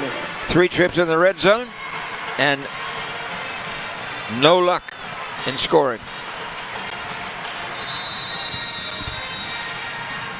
My. Well, this defensive unit, they seem bigger than the Wall of China and meaner than an IRS auditor. This will be trip set right. Here's Battles. Keeping, now looking for some room, and he's got a gap, and he's going to get the first down. 12 yards for Battles. The ball carrier brought down by He's trying to win the battle on his own. 8 minutes to go in the game, everybody. 28-14. The Buffaloes are going to have to find some 13, miracle first and or 10 some from magic the to stop 27. this Bronco attack. As they're just going to play out the play clock. And this time of game becomes eat the clock. We'll go down to Charles after this next play. Double wide out set left, single set right. Strong side left. Here's Battles keeping, and he's going to find that gap, and he's only going to gain 1 yard on this time. Quarterback Charles. Jordan Battles. Well, you know, Chase, you talked about it. Right now, they've got a nice lead. It's just about chewing the clock a little bit here, and they are going to probably milk every one of those play clocks down as far as they can, and try and get 3 to 4 yards every play. And if they get a big break, they'll take it. 7:24 to go, and ticking. And it's a 2-touchdown lead. Boy, it's beginning to feel nervous time if you're a Buffalo fan.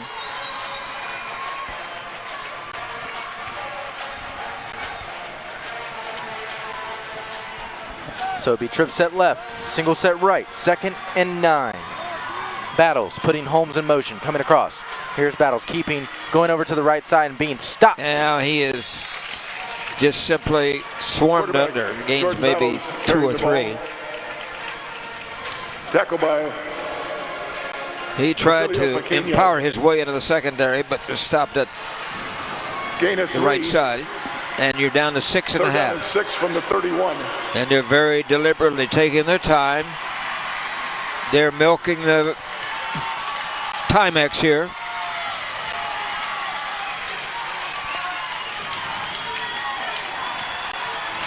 Battles. The man calling the signals back to pass. He's looking. He doesn't have anybody. He throws upfield and throws it away. Battles pass incomplete. 4th down. 6:09 to play. And it will be punt time. This is the first punt for the Broncos. And Palomino will be punting. Back deep to punt. The band has never stopped, has it? It just continues to receive. Play the pep music. He'll be punting from his own 16 on the hash. And here's the boot. Almost blocked, but it's going to be a spiraling boot. And it's going to take a bounce. Wow, it takes a bounce. Oh, heck of a bounce. And it's going to roll all the way down to the 15-yard line. 53 yards on the punt. Punt rolls dead at and what a great defensive stopper that is right now. No return. Great First execution and 10. by the punt and Buffs special at their teams. 15. The problem is the ball's at the 15-yard line. They've got 85 yards to go to get back in this game with 5:55 to play. So it's going to have to be a 7:37 aerial. Double wide out set both sides. Here's D. Domenico rolling to his right now, looking for a man. He's being pressured, and he's going to throw out of bounds. He had to throw desperately to get rid of it. Domenico's pass incomplete. Getting pressure. He's had very little success, though, Charles, dropping back. He's had to roll out because he's getting tremendous defensive pressure. Exactly, and credit to Brandeis for that. And whatever they drew up pre-game and in the locker room at halftime, they've been relentless on that pressure on DiDomenico, and probably part of their big game plan beforehand was to make him think about that. Trip set right, double wide out set left. Here's DiDomenico getting. Oh my goodness, he's sacked. The sack pack was led by Adam Cuevas, or rather Cuevas. He's only 172 pounds, but he was like a 2-ton truck on that play. It's second down, loss of 8. My goodness, 2nd and 15, and time is 6:18. Time is the enemy here for the Buffaloes. Yeah, this would be a good time for a screenplay right here. He stands at his own 2. He's in the end zone. He's looking. He's racing. Now he's to the 5. He's to the 15. He's to the 20. And out of bounds. Quarterback Max didn't. But he got the first down, Chasey. He did get the first down, and great First out of bounds credit by Jordan to Flower. DiDomenico for not giving up, and he keeps on playing as he reaches across Ball that spotted line at on the the replay. He for the has first huge down. hands. He 26 looked like yard line, it looked that's like a the ping first pong ball in his hand. He looks huge himself. He looks like First and Baker 10 at the Mayfield out there on the 26. field. Yeah, he does. He looks like a college player, and he's only a junior. I'm a senior, and I'm not even, I don't know, half as big as him, twice as big. Yeah, as he's him. only I don't 6 know. feet, but he's 195. And Long here's bomb. the throw, and it's going to be caught. And that's going to be Thigpen on the reception as he's trying to gain more yardage. He got the first down on an 11-yard pickup. DiDomenico's pass complete to Caleb Thigpen. But here's the key. Tackled by 4-4-7 on the clock. They're fighting the clock right now. Gain of 12 yards, first and 10 at the 38. Here's Williams coming across with the handoff, and it's going to be a flag on the play. Well, it may be Prior to the snap, false start. Number 17 in the a offense. sad trip 5-yard penalty. Still first to down. shirts. You never know, Gary DeLon. It's high school football. Anything can happen. Even if it comes down to a Hail Mary. Very rare. 4:35 in the game. From the 33. Here's the Buffaloes. DiDomenico rolling to his right, and it's going to be a block pass. Yep, it was partially hit and trickles upfield to the 40. And incomplete.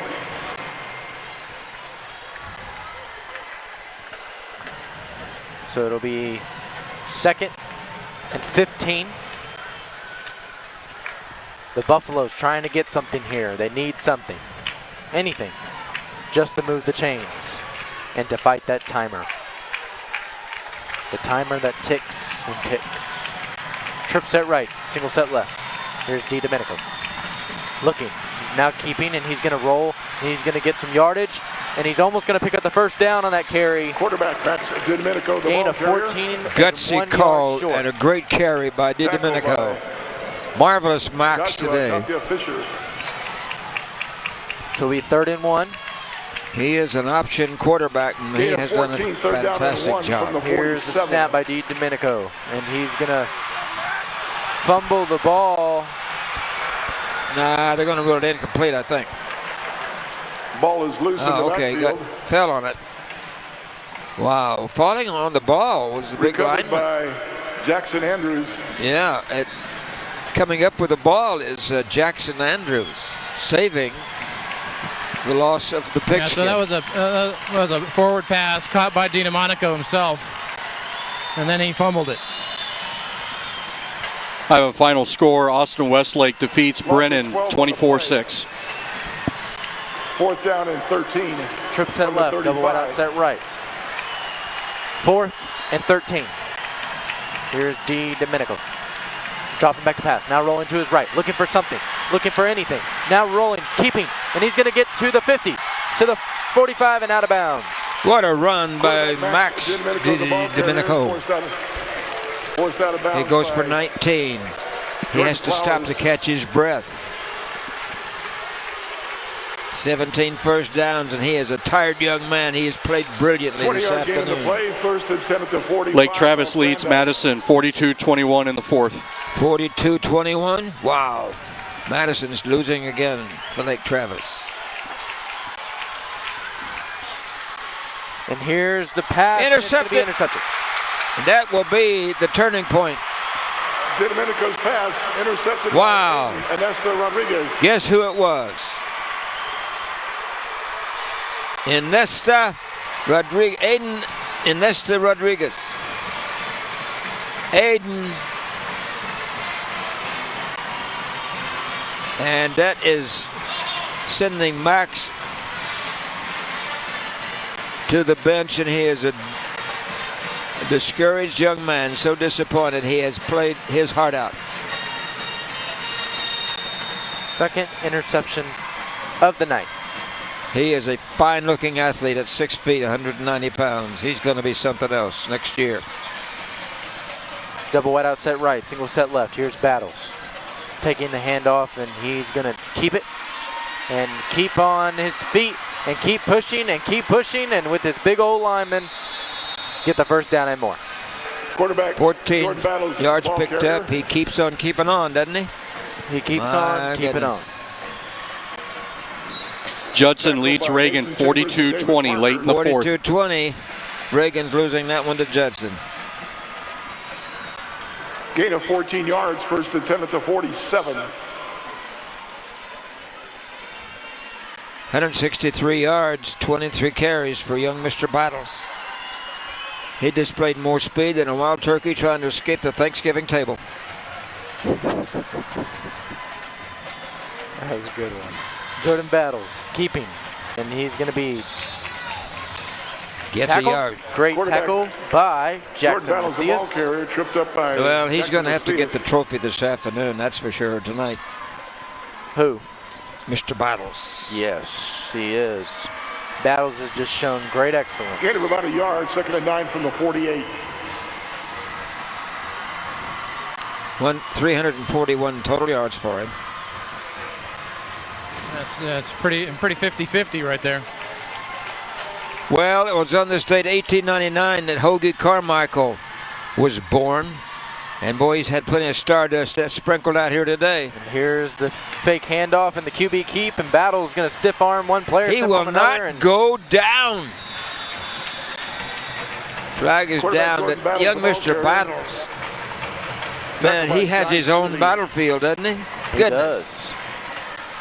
There's a hold, number 77 right there in the middle of the field. Man of excellence.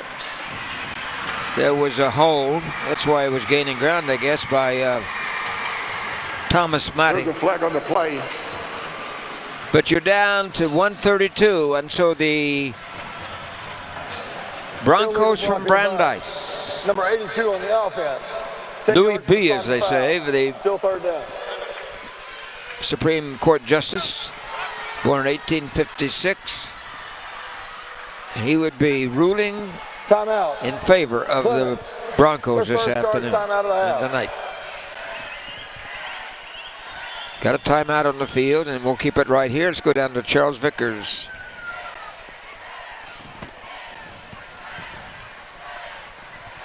We'll come back up to Chase Holly. That is Clemens' second timeout.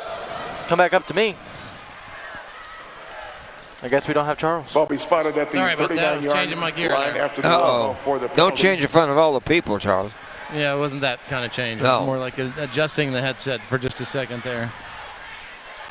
Standing next to Vicente second down Perez and here. 18 from the 39. And the quarterback, Domenico, and you can tell they're just they're tired guys. Yeah, and, they're tired and they're just so disappointed. They played their hearts out. They've had an unbelievable season, having defeated Judson 34-20. They were the #1 team in the city. and you heard Coach talk about it before the game in terms of losing last year to Westlake and setting their sights on this year, and a lot of these guys will be back next year, but it's still a tough loss. Yep. And here's Battles handing off to Holmes, and Holmes is going to try to take it up the middle. And it's not there. Corian Holmes, the ball carrier. And that's not Sherlock Holmes, but he certainly had a lot of keys today to unlock the defense of the Buffaloes. Last time out for Samuel Clemens High School, as their season will end here on November 22nd, 2019. It's been a great season for them. Jared Johnston, tremendous coach. 42.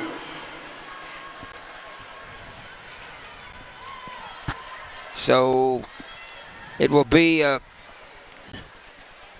Valley team against these fast-moving Broncos next week. Fast-moving? Not only fast-moving, man, they're Kentucky fast. And fast-moving in mental game, too. Not only in the physical. Charles Vickers will be interviewing Coach David Branscombe. Boy, what a job he has done, huh? Here's Battles taking the snap, and he's going to QB keep and run to the left side. And he's going to run out of bounds. Gets back to the line of scrimmage. Quarterback Jordan Battles. It would have been good. I mean, that's kind of ball game presence there. You want Battles to slide down if you're the Brandeis coaches. Ken Bennett. Yeah. He doesn't look like the slide down kind to me. No. He has Gain of 5, taken a lot of hits today. 47. Edinburgh Vela beat Eagle Pass 45-21. That's who Brandeis will play. Edinburgh Vela. Be sure you tell that to Andrew Edwards. Coach when you interview him that Vela won. Charles. Got it. And here's the boot. Here's a quick kick. Oh my goodness. Almost a removal of his helmet in the hit. Yeah, nice job by Edwards of holding on to that. Yeah. I question whether they actually gave him room. Punt return by Andrew Edwards. Yeah, he didn't have any room at all. You couldn't have used any deodorant in that situation. 30-yard punt. 30-yard kick, no return. There's no return at all. And 1:11 left to play, and it will be Edinburgh Vela.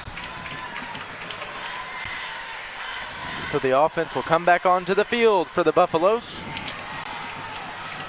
Double wide out set both sides. Domenico. Dropping back to pass. Now rolling to his right. Runs for his life. Runs for his life. He's going to tuck. And he's still free. He's still running, and he gets to the 30. He's got about 6 yards. Quarterback Max Domenico, the ball carrier. He's going to be one fatigued young man this evening. Tackle by Kane Buchanan. 50 seconds, ladies and gentlemen. Second week of this playoff ball game. Here's the pass complete for the first down. I'm glad you can see that. I can't see that. Domenico's pass complete to Andrew Edwards. Tackle by 37 seconds. Gain of 5 on the pass reception. Gain of 5. First and left. Double wide outside right. Here's Domenico. Now almost getting horse collared and throwing. And it was intended for Williams, but it was almost intercepted also. Yep. Lots of things happened on that play. I hope I stated them all.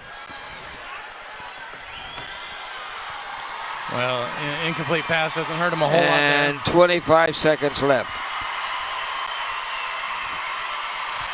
A classroom of competition tonight with the football formula for success. And they have had the hypotenuse and the right angle for this one. Well, those are some geometric terms. Domenico's pass intended for to Williams. Amari Williams is dropped. So there's one San Antonio team remaining in the playoffs for 2019. And that's the ones wearing the white and orange here on the Alamo Dome turf. As we've heard, the finals are at least near the finals as Lake Travis defeats Madison. Well, it's over basically. Trip set left, double wide out set right. Here's Domenico. Drop back to pass and get hammered, but he's still on his feet. He bounces off the hit. He's still on his feet, and he will be ridden out of bounds. Well, don't lose your poise, boys. He got up very upset, but then he is very frustrated. I realize that. At the 40-yard line. The game is over. All right, I have two finals for you. Lake Travis defeats Madison 49-21. Judson defeats Reagan 49-20. So Judson advances, as does Lake Travis. And as do the Broncos. Left. Here's the throw, and it's going to go down the field, and it's going to be intercepted by the Broncos. Domenico's pass intercepted by Jordan With 4 Flowers. seconds left in the game. And a finishing touch. Wow. Intercepting it. Jordan Flowers. His third interception tonight. And he has his own rose garden, doesn't he? And Max DiDomenico is a very discouraged young man, and what a tremendous game he played. And the game with 4 seconds to go will belong to the Broncos, who have been far more impressive than the Denver Broncos today. Very true. I will have to say that's very true, Gary. On our internet broadcast, hope you've enjoyed it. Let us hear from you. 49-21 as Lake Travis defeats Madison, and 47-20 Judson defeats Reagan. And that's the ball game.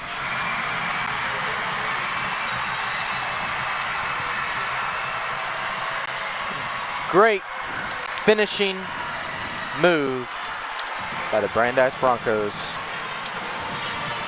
As we await to talk to the coach of the Broncos, as Charles is making his way through the crowd down there. Got to give credit to the Clemens Buffaloes for playing a really hard-fought game, and they definitely never heard the final attendance, but it was a good-sized crowd this afternoon, and a very entertained crowd to watch this great football playoff contest. Yards of total offense. 346 total yards for Jordan Battles today. Man, what a game, what a game. Both teams played hard. Played their hearts out. Yes, they did. And only one can win. Only one team.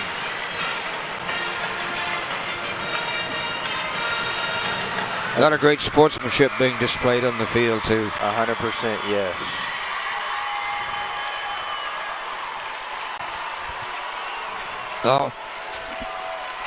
All the Broncos have come over to this side now and have congratulated the Buffaloes for a great season, a great game.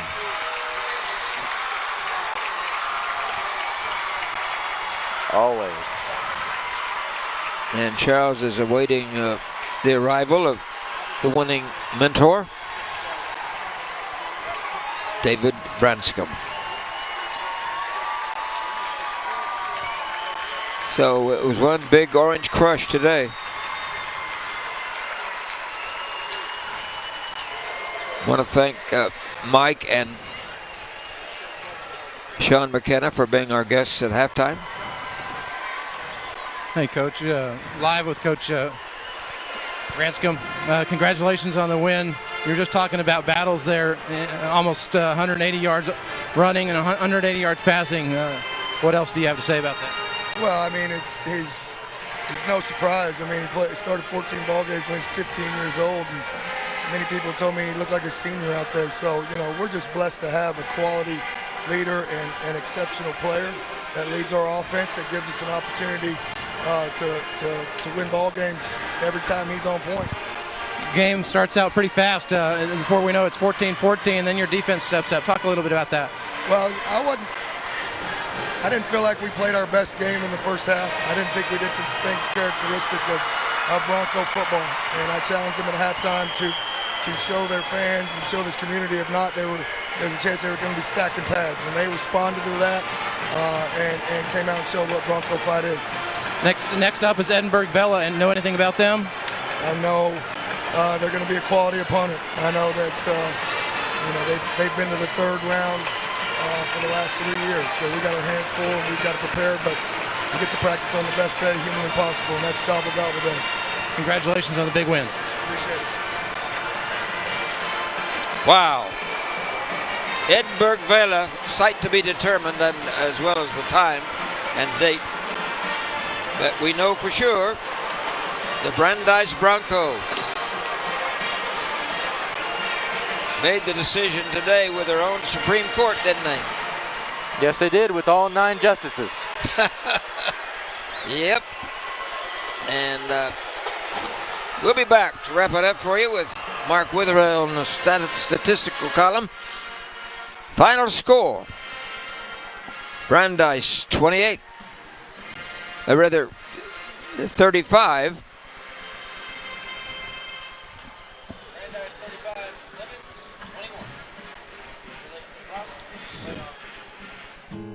most important team member isn't always playing in the game. Sometimes they hold a clipboard on the sideline. A good coach doesn't just call plays. They instill confidence in the individual and help the team overcome adversity. At Frost, we believe that good coaching in your financial life can accomplish the same thing. After all, if we believe in you and you believe in you, anything is possible. Frost. Opt for optimism. Back at the Alamo Dome, where we just witnessed a very exciting second-round playoff game between the Brandeis Broncos and the Clemens Buffaloes.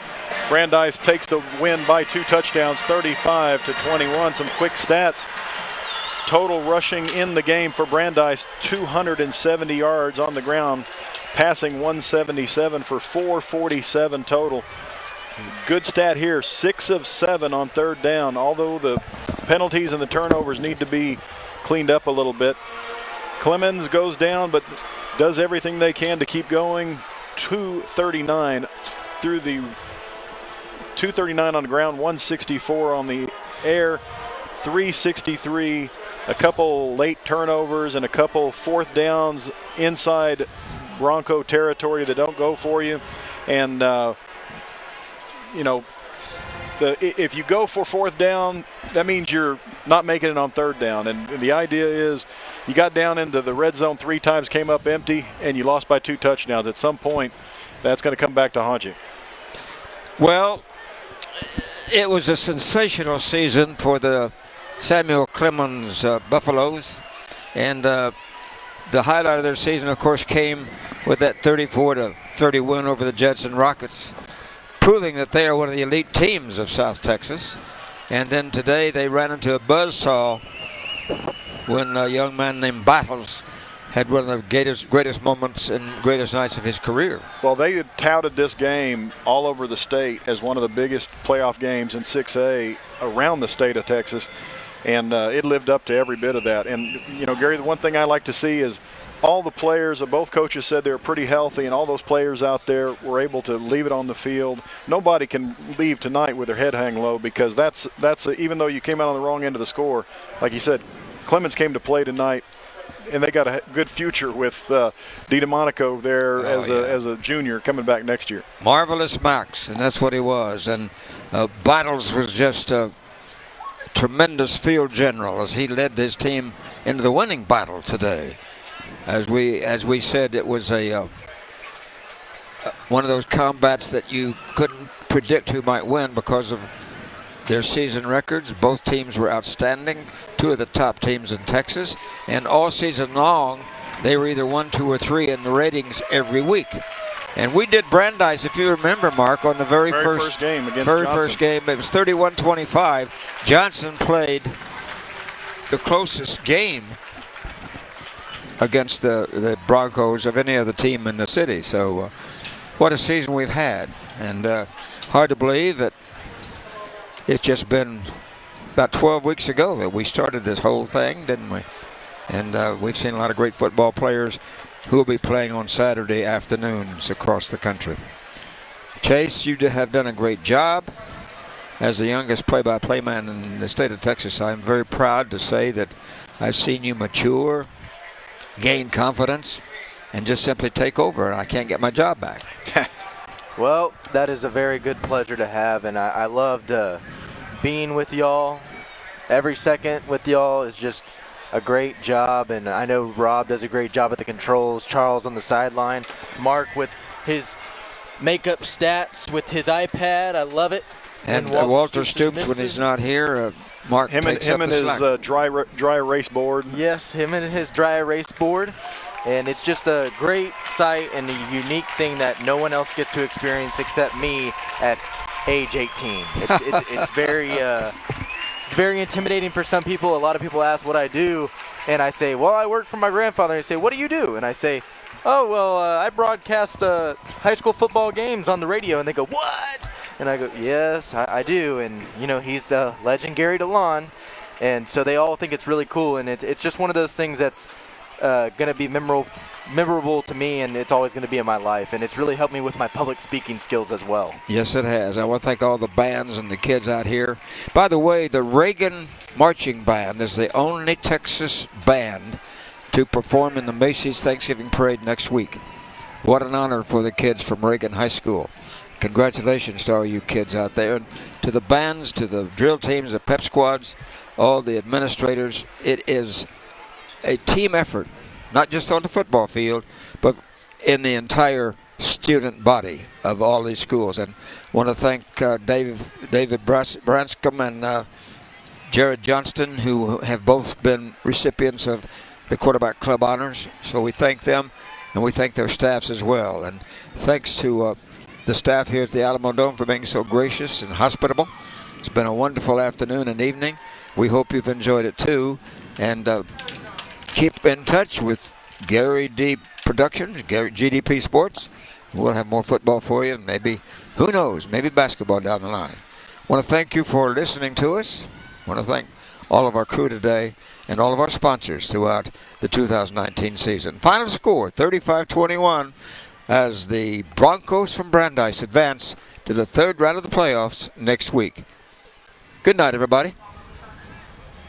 Thanks, everybody, for joining the GDP Sports broadcast of tonight's contest, brought to you by our following sponsors. Frost, more than a century of serving Texans, and now in the Frost Tower.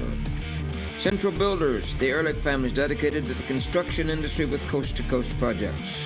The law firm of Thomas J. Henry, open 24 hours with legal experts on call. John Lester's Insure One, providing Texans with home and auto protection. By Randolph Brooks Federal Credit Union, a credit union that puts people before profits. By APIA Connected Investors, Shannon DeLon, providing insurance for real estate investors. BCFS, a beacon of hope for families around the world. RE/MAX, by Chris Collins, buying or selling a dream home in the real estate world. GPS of Texas, peace of mind for all drivers with installed tracking devices. Dr. Eric Kuhl, providing that $1 million smile with a future of dental health. By Gridiron Heroes, dedicated to assisting young men suffering from football-related spinal cord injuries. Cher Hills Baptist Church, where the Lord provides the football field for eternity. By Mecca Sportswear, supplying the leather jacket of pride for your school and sport. Eagle Print, where San Antonians take their printing for quality and satisfaction since 1974. Also brought to you by one name that stands out in the San Antonio rental car business, Budget Car and Truck Rental on Sandow Road just east of 281 North.